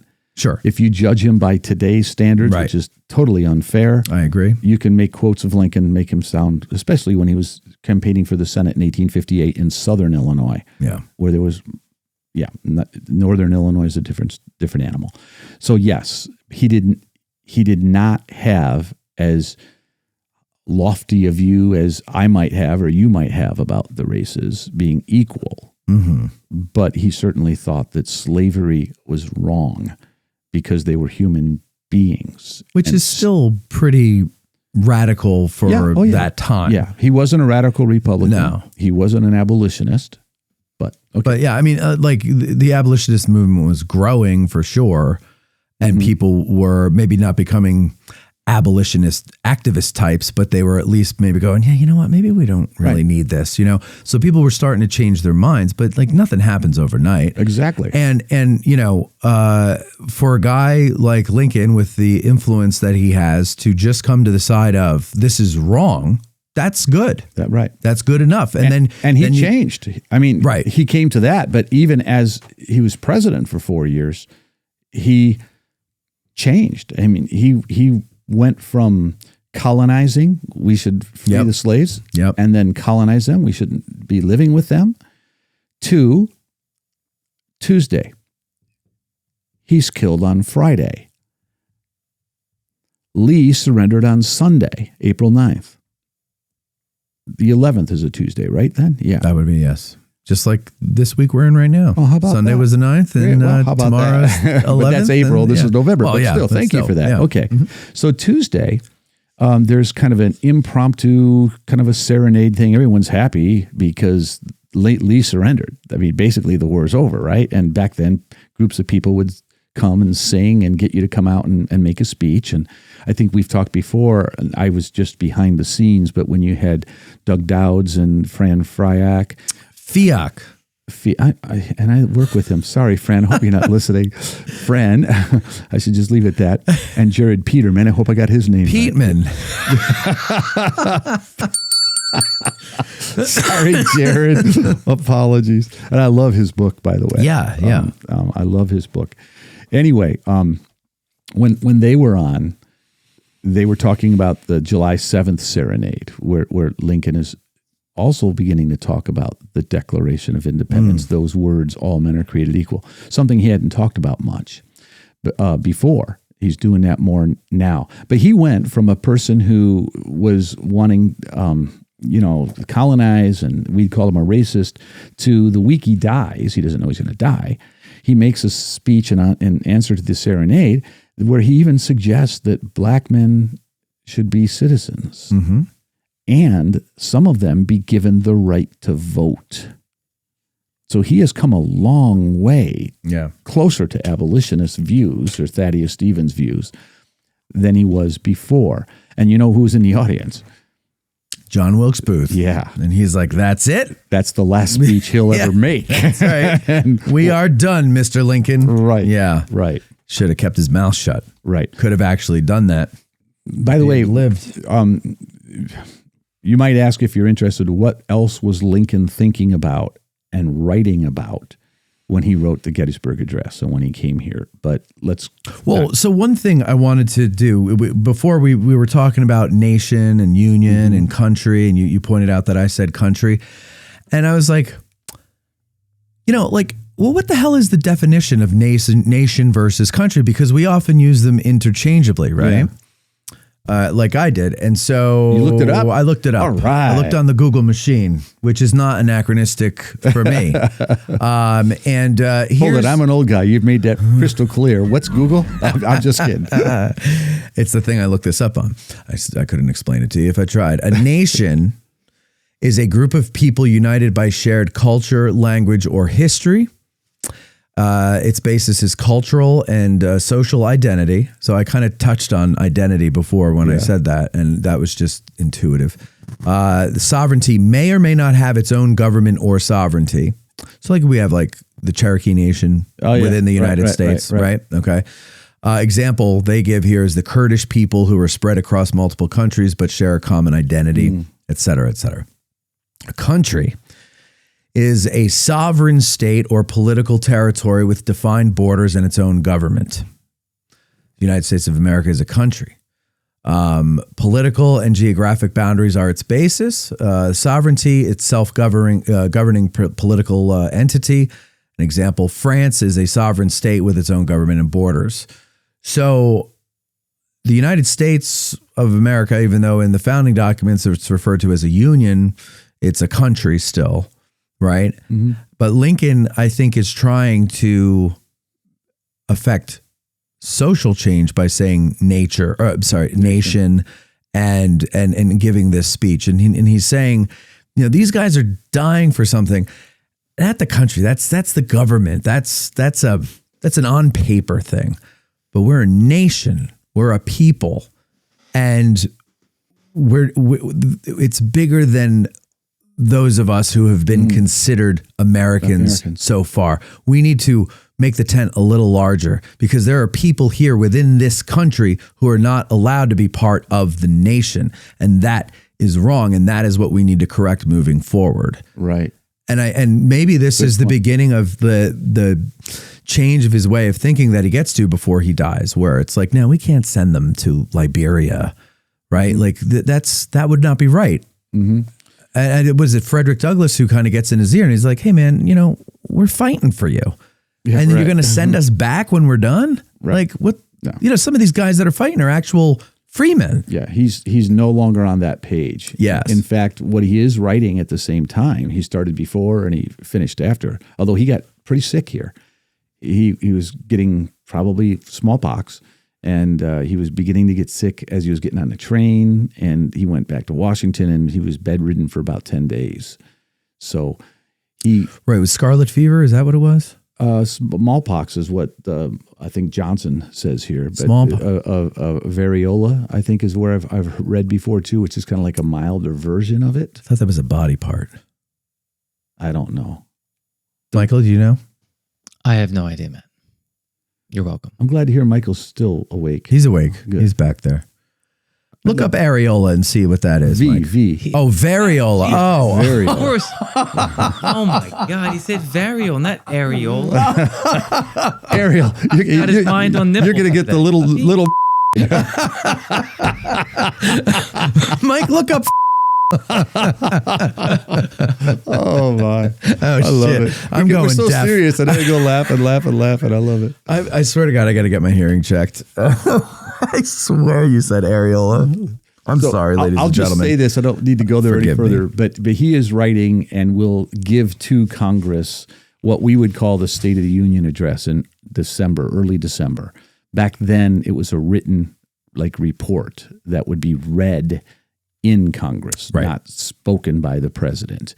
And this was the famous one, 1863 December, where he announces what the South is going to look like after the war, the famous Reconstruction Plan. I've never heard this. So what does he say? He is holding out in his plan a place for blacks to be citizens, and maybe even some of them to be able to vote if they served in the military. We owe this to them, kind of a thing. But part of the plan, I mean, the thing that might resonate with you because you might remember something in your high school history course, is he's presenting a plan to let the South up easy. Only 10% of the people in the southern state had to swear allegiance to the United States and the Union. And you have to you're not allowed to have slavery anymore. Okay, the 13th Amendment had not been written yet. In fact, do you know there was an original 13th Amendment that was just being circulated just before the war began? And what it said? No. It basically would allow slavery to never be changed. Really? As part of a compromise to, we'll prevent this war South. We'll put an amendment there and Lincoln wasn't for this, okay? But there were some serious people that were in favor of this proposed amendment. The 13th Amendment could have, though, if it would have gone differently, could have actually made slavery constitutional in the South. But if the compromise would have gone through, not in new territories. So in other words, they could keep it where it exists, but not spread it. Right. And this is what Lincoln was saying all along. Yeah. Okay. Yeah. He wasn't advocating a constitutional amendment. I honestly don't think, well, I shouldn't say I honestly don't think, because I suspect that if you gave the Southern leaders who drummed up all the frenzy in the South to be for breaking apart from the Union, if you gave them some truth serum, it would really be because we don't really care about protecting slavery. We just didn't want to be part of the country anymore. We just didn't want to have to we just wanted to keep things the way they were. And yeah, slavery is a part of that, but that was the thing that we honed in on to drum up all the support. And we put all of it on Lincoln like he was going to be a threat to it. Meanwhile, he's saying, I don't really, no, I don't want to touch it where, just I don't want to spread, but then they just make like politicians always did and always will do. They lie about their opponent and they'll take something their opponent says and blow it up. And so I don't know, because it's such an odd thing to be willing to sacrifice your sons and your own lives for the right to own someone else. It's odd to me. I think it's bigger than that, though. Go ahead, Michael. It's so much of their economy. And I get that. I think they're reading, when you say, well, that, Lincoln might have tolerated it, but the writing on the wall worldwide with the major powers, England and whatnot, was the abolishment of that. I think it was just a fight against the inevitable on their end. I agree with you. I agree. But what other things would change about, it's definitely, I'm not explaining this well enough. I don't know. I just get a sense it just seems so dumb to me. I don't know. I'm going to go and die so that a man who is richer than I will ever be in my life can own another person, and I won't have to compete with him for a job if he's freed, that person, that slave. It's just dumb. Yeah, I doubt if you could go back in time with your mic, this is anachronism, and invite soldiers who died for the Confederacy on this very ground. Yeah. Because we're behind Confederate lines. Maybe you could have invited them in. Oh, right? yeah. Say, hey, come on in the studio, guys, while you're here. Right. Ooh, wouldn't that be cool? It would be cool. Anyway, if you would ask them, is this why you're fighting? I don't think anyone would say that. That's a great point. But if you look at the Mississippi secession statement, it's the most accessible because it's just one page and it's kind of bullet pointed, but everything is slavery. You don't see, right? It's slavery, it's slavery, it's slavery. And each one of the secession statements did. Even the cornerstone speech of Alexander Stephens, which I was quoting before, the vast majority of that speech isn't about what is the cornerstone of your country. The belief that the black man is inferior to the white man, or the Negro, as he said, is inferior to the white man. So it's not something to fight and die for. And I want to give Southern soldiers some credit because I think Lincoln did. Sure. Lincoln, I think he includes them. This is speculation and it's not original to me. I think it's Gary Wills. But he kind of includes them in those who struggled here. Okay, it was like fellow Americans were struggling here over the meaning of this country and the meaning of this all. So they're fighting for a gazillion reasons, or at least 70,000 reasons maybe at this battle. A lot of it is just, y'all came down and invaded my country. I do get that, but here's the thing. I'm going to read you an excerpt from their secession statement. And from Mississippi's? Yes. Okay. And you tell me, if you're a 20-year-old and you're a Mississippian, your state secedes, your family doesn't have money to own a slave, right? When your state secedes, they secede and they say this: our position is thoroughly identified with the institution of slavery, the greatest material interest of the world, and a blow at slavery is a blow at commerce and civilization. That blow has been long aimed at the institution and was at this at the point of reaching its consummation, et cetera, et cetera. So, I know I'm not growing up a Mississippian. Okay, I understand there's a lot of stuff that I'm being naive here. Okay, mm-hmm. I would move. If Pennsylvania today decided that it was going to secede from the Union and, I don't know, let anybody from any country in the world in without any type of background check or anything like that, it's just wide open. Mm-hmm. Pennsylvania, it's for the world, right? I would move. Because that is dangerous, because you don't know who it's going to be, mm-hmm. right? It is not something I agree with. I agree with security. Would you give your life for that? To move? Well, you said you would move. I'm asking you, would you fight? Would you give your life? Would you lay your life down against it? Against it, yeah. No, I would move, and that's your point. Yeah, that's your point. That's right. My point. And so I don't agree with owning someone or someone else being able to own someone. And so if my state secedes, mainly and states that the main reason I'm seceding is for something that I find to be abhorrent, I'm leaving. And I'll go somewhere mm-hmm. where the weather suits my clothes. Right. Right. Right.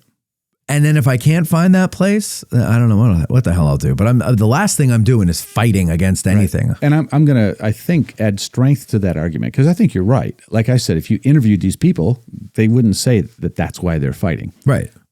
We have Jeremiah But that's what Gage. They're signing up with when they do. Right. Yeah. You have Jeremiah Gage's words. I mean, he was here and mm-hmm. he died here, and he had a chance to express to his mom in that letter. And boy, I hope I can pull it out here without doing the whole speech. But my greatest regret at dying is that she is not free. He's talking about his country. Yeah. Right? That she is not free. And that concept of fighting for the independence of your country, what he considered to be his country, is not, let me put it this way. His family owned slaves. They were not super rich. They only owned 13. But he could have said, my greatest regret is that I do not live to make sure my country can keep slavery. And mm-hmm. so that's the point you're trying to make here. So here's a man, his dying thoughts. What is he dying for? He's saying so that his country could be free. His greatest regret is that she is not free. So anyway, I'm just admitting, I'm agreeing with you. Yeah. But what they're stating for the record is every one of the states is stating slavery. Right. And I understand they are. I find it to be, I mean, I guess I'm naive, and I think, I don't think it's naive, Matt. What is it? I just think stupid. No, dude, you're not in that place. You know, we live in a time frame where we cannot possibly put ourselves into that mindset. It's impossible. And you say move, I don't know if it's just that easy. No, it's not. Of course it isn't. Again, that's so many close ties. And this is how those people have lived for generations and generations.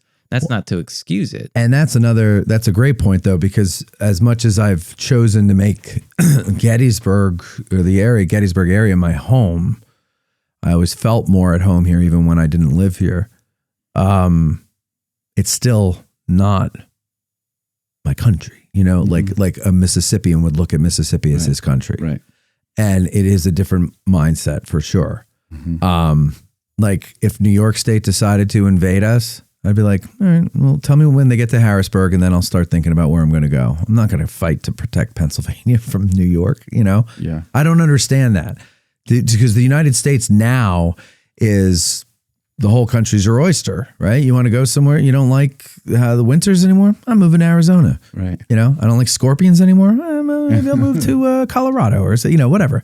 Do they have scorpions in Colorado? I don't know. Probably. And it's that lack of national identity, right? Yeah. I mean, the Revolutionary War is not that long ago, and they were not colonials. They were Massachusetts men, exactly Pennsylvania men, Virginians. Yeah. And they might as well have been foreign to one another because even though they were all together on this continent, they were very different people. Sure. And these are just the grandsons of those kids. Well, and that's what I was just going to say. They're only a couple generations away from the revolutionary thinking or way of thinking back then, the colonial, way of thinking. And that doesn't go away. I mean, you look like, my grandfather, our grandfathers fought in World War II, right? Mine too. Yeah, My father. Your father. My father. And you wish you were that young. And Any chance, Mike? Matt, any chance? Well, because I'm the oldest one amongst all the people on the show, so I'm always getting shit for being the old guy. That's why you invite me on, huh? So I'm finally younger. Yeah, let's get that pincushion Bob in here again.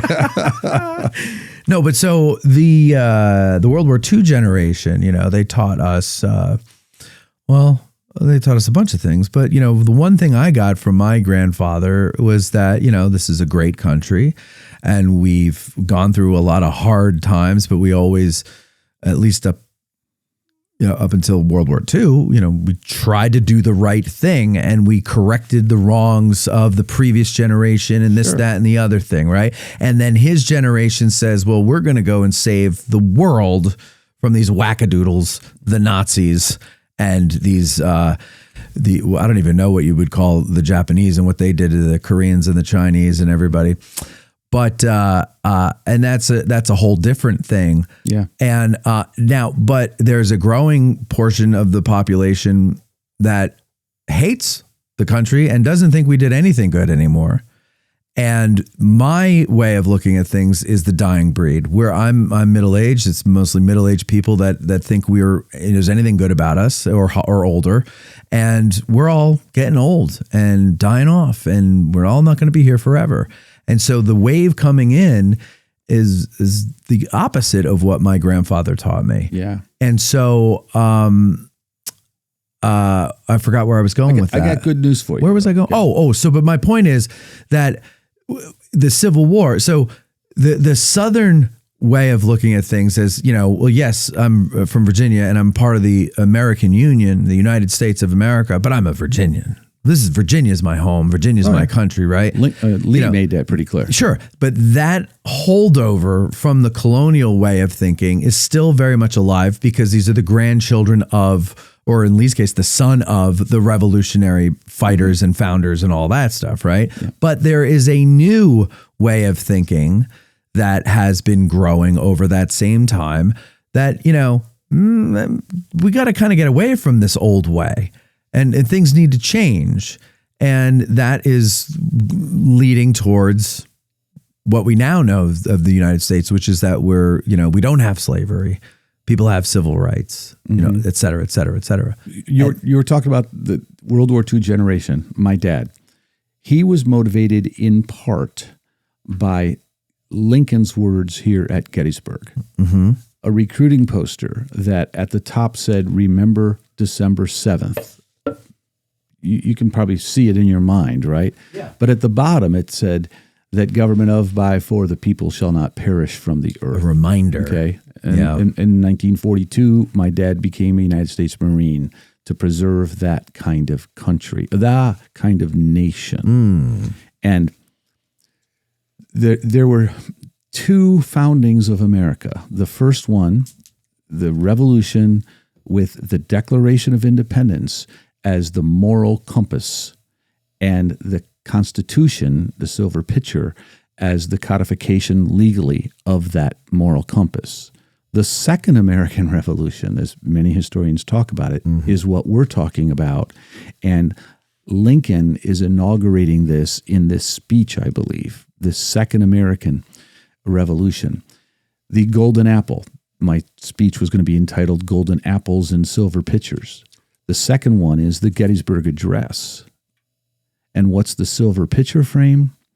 The constitutional amendments, 13, 14, and 15, ending slavery, giving citizenship to people that are born here. Obviously, the time would have been enslaved people. And then giving black men, at least, the right to vote. That's the codification of the new moral principle that all men are created equal. It's not a new principle, really. In fact, as I said a couple times, those are the 5 words that made America great. They made America greater as a result of the Union victory in the Civil War. But is it done? What did Martin Luther King Jr., where was he standing when he, in 1963, gave the I Have a Dream speech? Where was he standing? Lincoln Memorial. And what were the first words out of his mouth? I have a dream? No. I don't remember what his speech starts with. With these words, intentionally, 50 years ago. He's referring to 1863 in his August 28th, 1963 speech. What is he referring to in 1863? Well, pretty clearly the Emancipation Proclamation, but also the speech, the Gettysburg Address, because he will quote the same words Lincoln quoted, all men are created equal. And that is what gives me hope. I'm pushing back a little bit on some of what you were saying, and I get it. Fine. I mean, I don't necessarily believe it. I'm just kind of... Well, I get it. I mean, exploring. You can stream a movie right now. Go home and do it if you haven't, but don't. It's a stupid movie. Civil War. I haven't watched that yet. The previews look dumb. I don't even understand how they get California and Texas allied with each other. I know, and that was really stupid. Yeah. But maybe that was intentional, but... I saw that with the same guys I'm going, or at least one of the same guys I'm going to go to see Nuremberg tonight. Okay. So I actually paid money to go to the theater to see Civil War. And I won't even watch it on my streaming service. Right. That was a year ago. But there's people talking about, are we going to have another Civil War? We need another Civil War, that kind of stuff. And I'm here to give some hope. So I do this, whether it's speaking outside of Gettysburg, which isn't very often, or whether it's speaking at the cemetery, giving cemetery tours, or now doing this. I try to give this pitch to people. It's odd, Matt. In 2024 in the summer, this guy all decked out in MAGA stuff came up to me after one of my talks, convinced that I was MAGA. Based on what I was saying about how I love the Gettysburg Address and all men are created equal. It's amazing how people from one political perspective can hear Lincoln's words. And then just this past summer, someone who had a Kamala Harris shirt, same situation. Now, the one guy, he was insistent that he tell me who I was voting for. You know, the coming election. So he thought you were MAGA because you quoted Lincoln? Because you found the beauty in American history? Exactly. Yeah. Because I was so full of passion for this country and what makes us great, that all men are created equal. Yeah. And someone on the opposite end of the spectrum this summer had the same thing. So what does that tell you? What that tells me, and that's the hope I'm trying to give here, we have more in common. That's right. And that is what is so heartbreaking about our current situation. But that gives me hope, because guys from opposite end of the spectrum can hear the same talk and come away with, we agree with that. We agree with that. Those are the words that made America great. And as long as we, like Martin Luther King Jr. was doing 50 years ago, as long as we see those words as aspirational, because we'll never achieve it. I have a dream.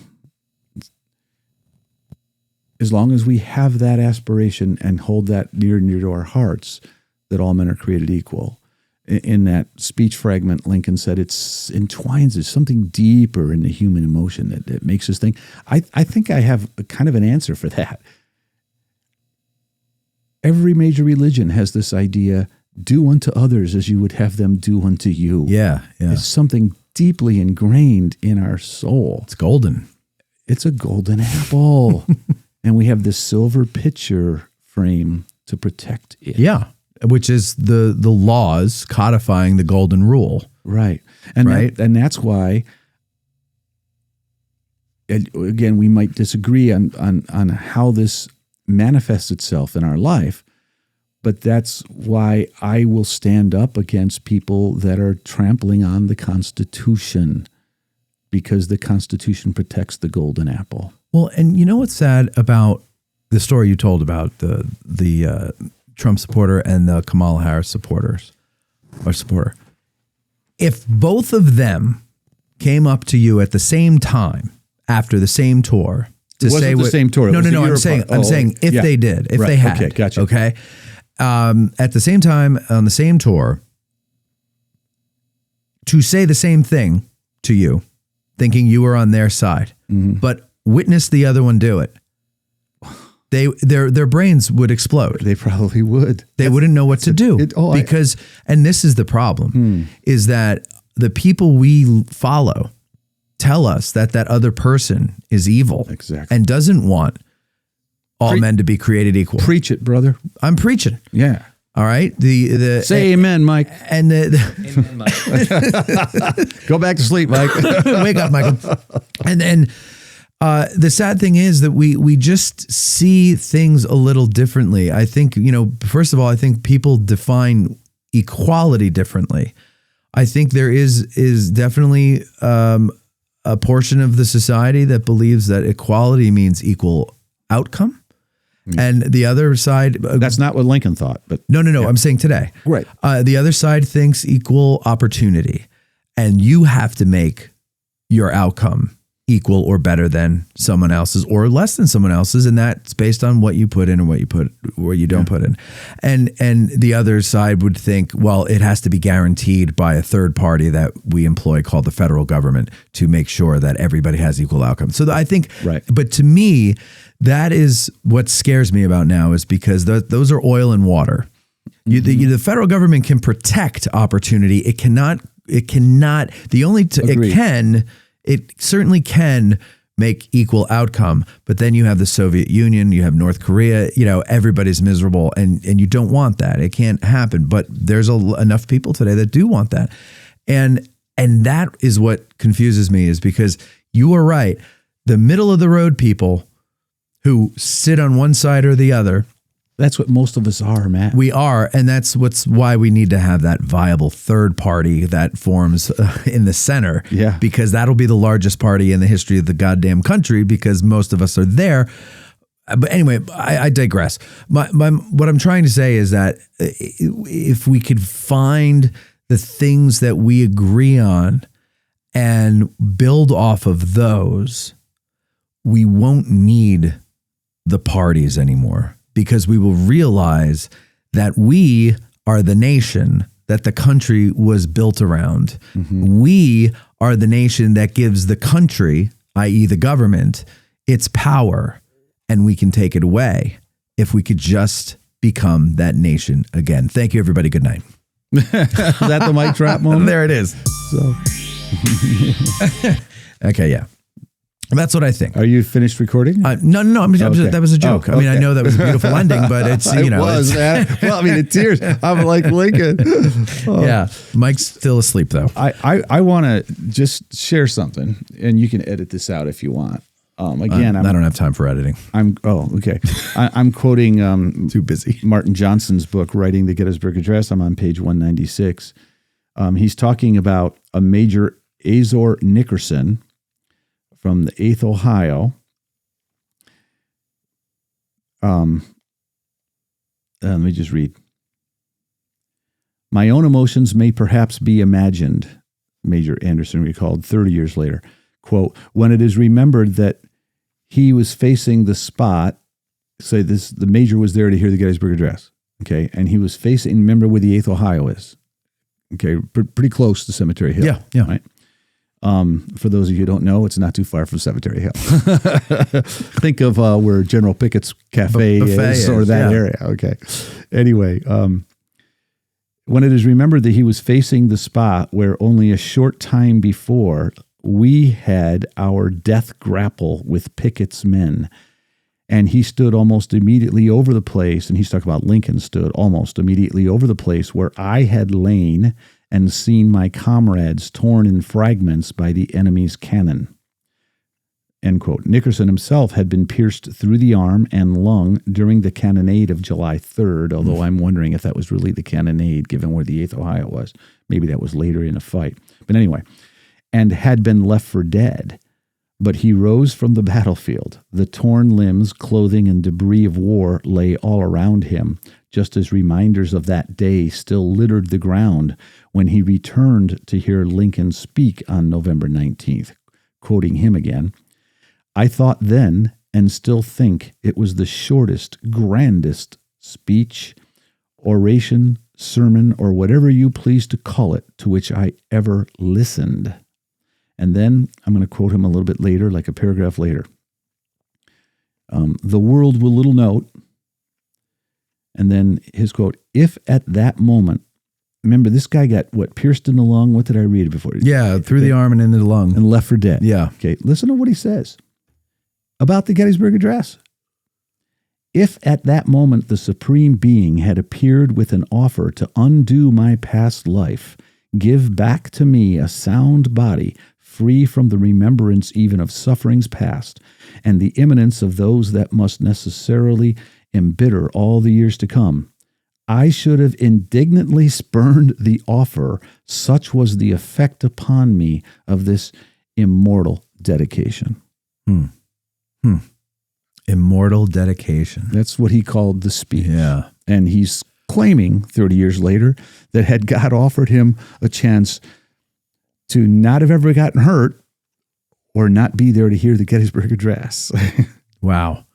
Martin points out a journalist who noted right in front of this speaker's platform were a bunch of wounded Gettysburg men. Camp Letterman wasn't closed yet, and they had like a front row seat appropriately.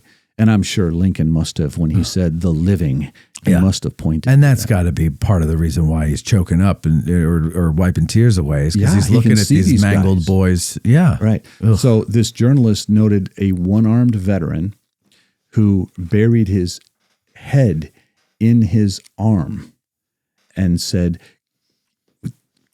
tearfully, crying, sobbing, "God bless you, Abraham Lincoln."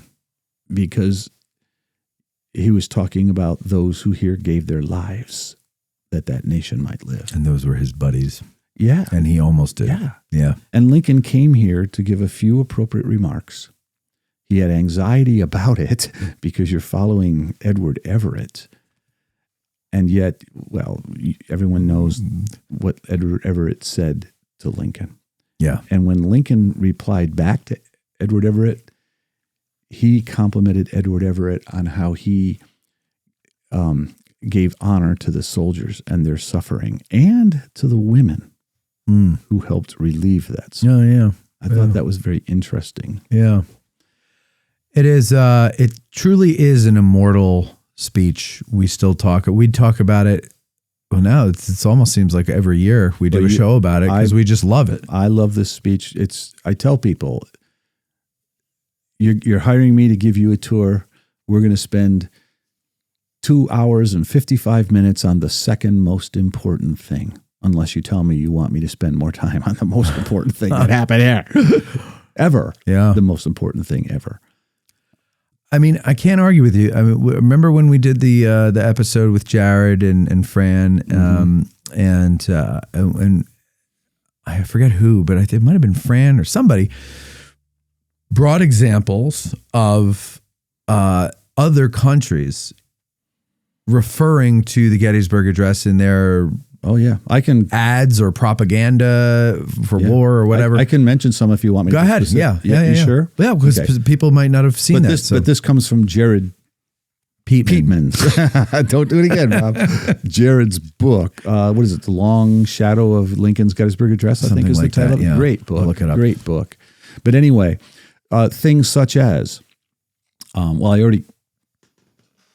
such as 1850s stamps, Germany, stamps that had a few years earlier had the picture of Adolf Hitler on them, now have the American Liberty Bell, but not the words inscribed on our Liberty Bell, rather Lincoln's words at Gettysburg, a new birth of freedom. I mean, 1950s, not 1950s, I'm sorry, yes.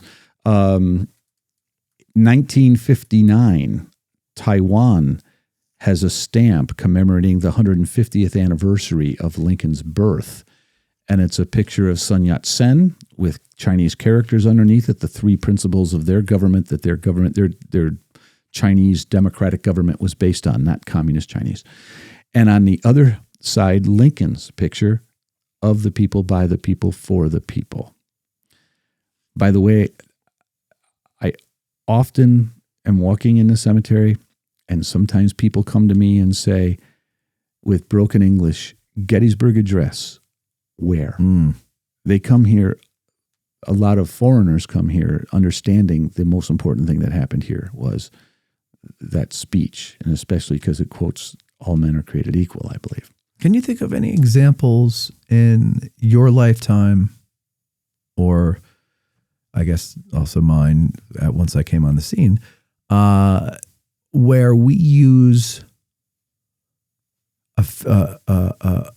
a dead head of state from another country for our propaganda purposes or to commemorate their 150th birthday? I mean, I know we've had warm relations with the Queen over the years, but did we ever use her image for anything? It's almost like we have this unwritten rule that we won't do that because there is no higher, no better country in the world to live up. Look, we're the country that everybody aspires to be in or be like. Yeah. What was I just watching? Somewhere, some other country around the world, they were having some protest against their country, and they're waving our flag. Yeah. Yeah. And we had nothing to do with the fight. They're just waving it as a symbol of freedom and rebellion against tyranny and all this other stuff. Yeah. And yet we have people here who think it's a symbol of slavery and oppression and all that other stuff. And it's just such a weird world. Yeah, it is. But I guess as long as people are in it, it's going to be. That's the universal appeal of all men are created equal. Yeah. Right? That's the universal appeal. Yeah. The golden apple. Well, Bob, I love what's I guess turning into our annual powwows over the Gettysburg Address, because every time we talk about it, there's something new you bring to the table that we didn't have before. And it just is it kind of lifts my spirits to revisit this speech once a year at least. Good. And same here. Yeah, it does, because it's something that gives me hope that I think that spirit is still alive in America.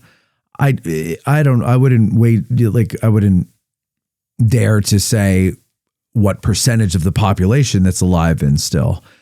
Or I would never say it lives in one party or another. I think it's just something that's in all of us, or a lot of us, and most of us, I hope, still. And I think it is something that will always prevail.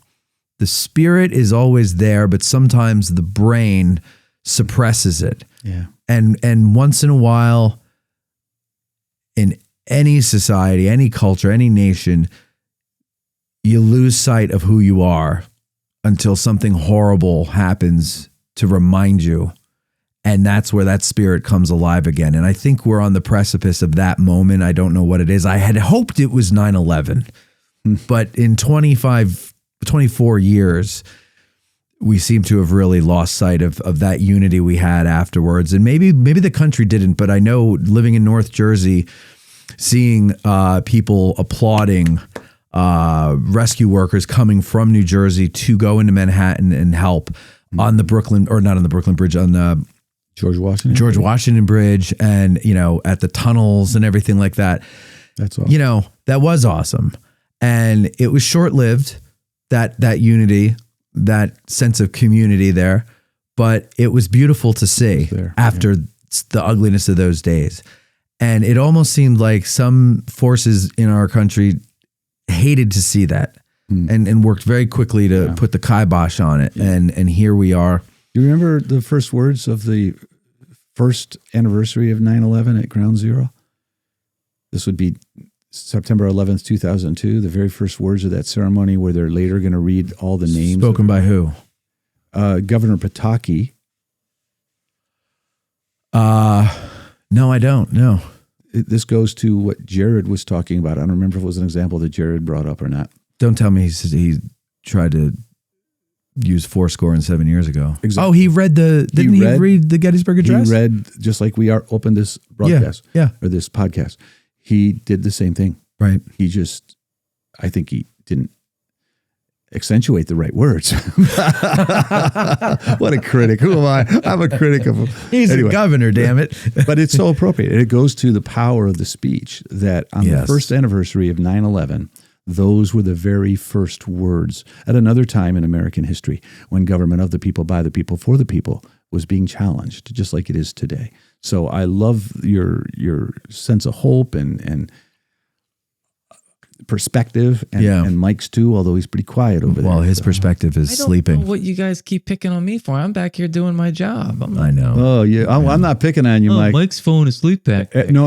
Every time you say something, it's really profound. Yeah. So, Mike, what do you think? Yeah, we've kind of not heard from you in a while, and what are your thoughts on what we're saying about all this stuff? No. Not necessarily all the. It's a great episode. I mean, I've not been privy to sit in on the other episodes you've done about it. But clearly, you've gone back and listened many times over. Yeah, I didn't know I was going to go. Oh, whoa. Sorry. Absolutely. That was a visual. Yeah. See, all you listening on the audio only need to follow us on YouTube so you can see Mikey's expressions. Think you can find many speeches or orations or anything in the history of the world, yet alone the United States, that you can dive so deep into that you could probably do 10 episodes like this and still not cover all the angles you want to. No, right. There's a reason. Like you said, Matt, when we were young, we were taught to memorize it, and it's 7 years. Yeah. And there's nothing, I hate that, because I do too. Memorization for memorization's sake just dilutes what's actually behind it. Yes. Yes. Even when we say the Pledge of Allegiance growing up, same thing. At my age now, like when I was coaching at Gettysburg and the national anthem, and, I'm out there on Clark Field where the 11th Corps fights and dies. Mm-hmm. And it's a soccer game, and I'm coaching it, but I'm sitting there hearing the words in my head, and I'm thinking of what happened there. It's so much. Now those words to me are so meaningful, Yeah. And we think, oh, rockets, red glare. It's like, no, those soldiers are there they might die. Yeah. But they're standing there, and that flag the next morning is still there. Yeah. So I think something like the Gettysburg Address, it's so important for people to go there. And I love, Bob, that you said there's people from all over the world that want to see where it was given. Yeah, that's fascinating. Goodness, it's being there and feeling it is so different. It's so much deeper than the words. And this episode especially, I didn't know that Lincoln went out to see where Reynolds was killed. I didn't know that. Oh, no? I don't know much about his trip, to be completely honest. Okay. You're to forgiven. know that he went there and felt probably the same darn thing that we feel, that consecrated ground that none of us can do ourselves. What they did there, he felt that, and he changed what he was going to say, and I think that's wonderful. Well, he had to feel it worse than we do, heavier than we do, because he's the guy prosecuting this war, and their death. He's the commander in chief. These, all this stuff happened. He's the boss, and that's got to weigh very heavy on you. He knows what it's like to lose a child, so he has to feel. Yeah, I didn't even think of that angle. I mean, for all the parents, son's mother and father who died here and throughout the whole war. It's got to weigh on him. No wonder the man was depressed. How could he not be from depressed? the beginning to the end of the war? He aged That weight of all of that is tremendous. Go out there and look at the Henry Kirk Bush Brown 2004 bust on the Lincoln Address Memorial, and you can see all that weight. Yeah. And in one of my talks this summer there, where I had people look at him and say, just holler out, what do you see? The emotions that you see, or whatever you see in his mind, what's going on. I thought it was brilliant. One of the people said, he's looking at the ground. And I said, you're right. And he was really affected by this place. Yeah. Anyway. Well, something, like using the Gettysburg Address to open the first anniversary of 9/11. It's interesting because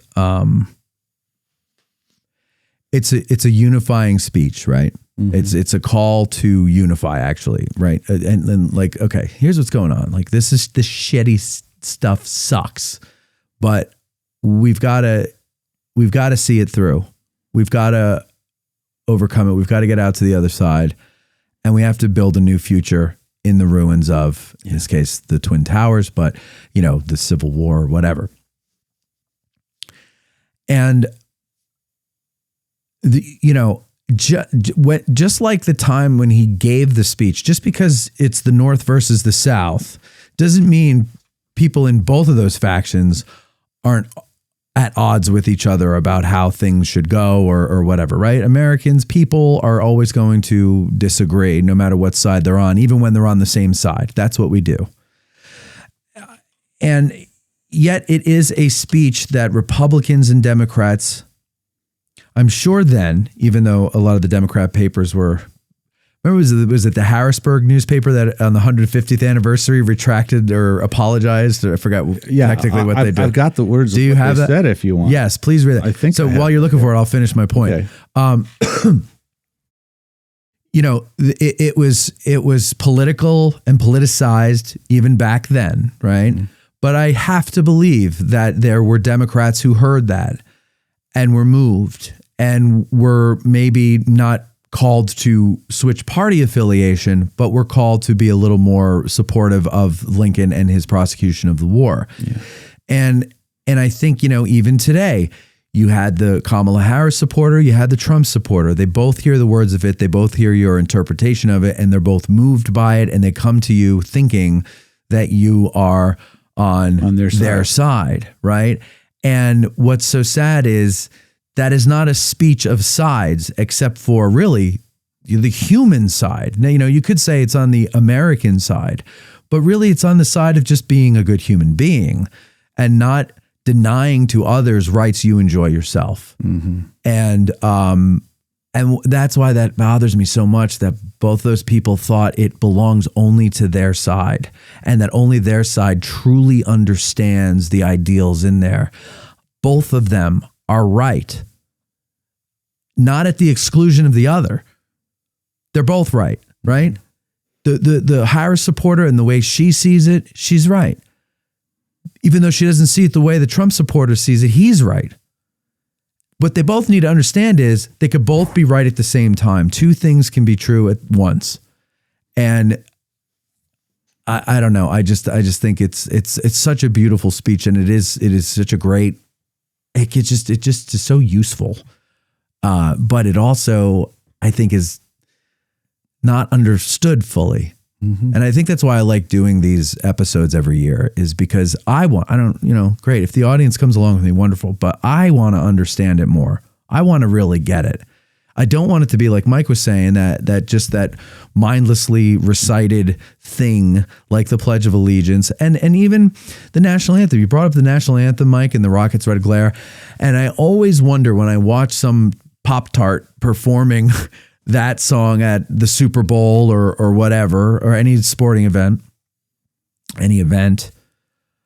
and when she sings that line, or any of the lines, does she, I don't know why I'm just saying he or she, probably because Whitney Houston did the best version ever. And I'm thinking nobody could top that. But he or she, do they even know what the hell they're talking about? Most people, and I know I don't want to get off on it because I know Bob has a point, but most people don't. I mean, that's what I was going to say. When the audience cheers, and it's rockets, red glare, and boom, the fireworks. And people go, like, oh. Did that kill Josiah Thompson from Maryland? I hope so. Like, honestly, but it's because we've just like this speech, we just say it. Yes. No, we're just not. Yeah. No, I know. And when the thing that annoys me the most is when what is the home of the? I can never do it without singing the whole song. Land of the brave, home of the free. That part, right? And everybody really cheers. Oh yeah, Brave, you'll get there. And it's like, what?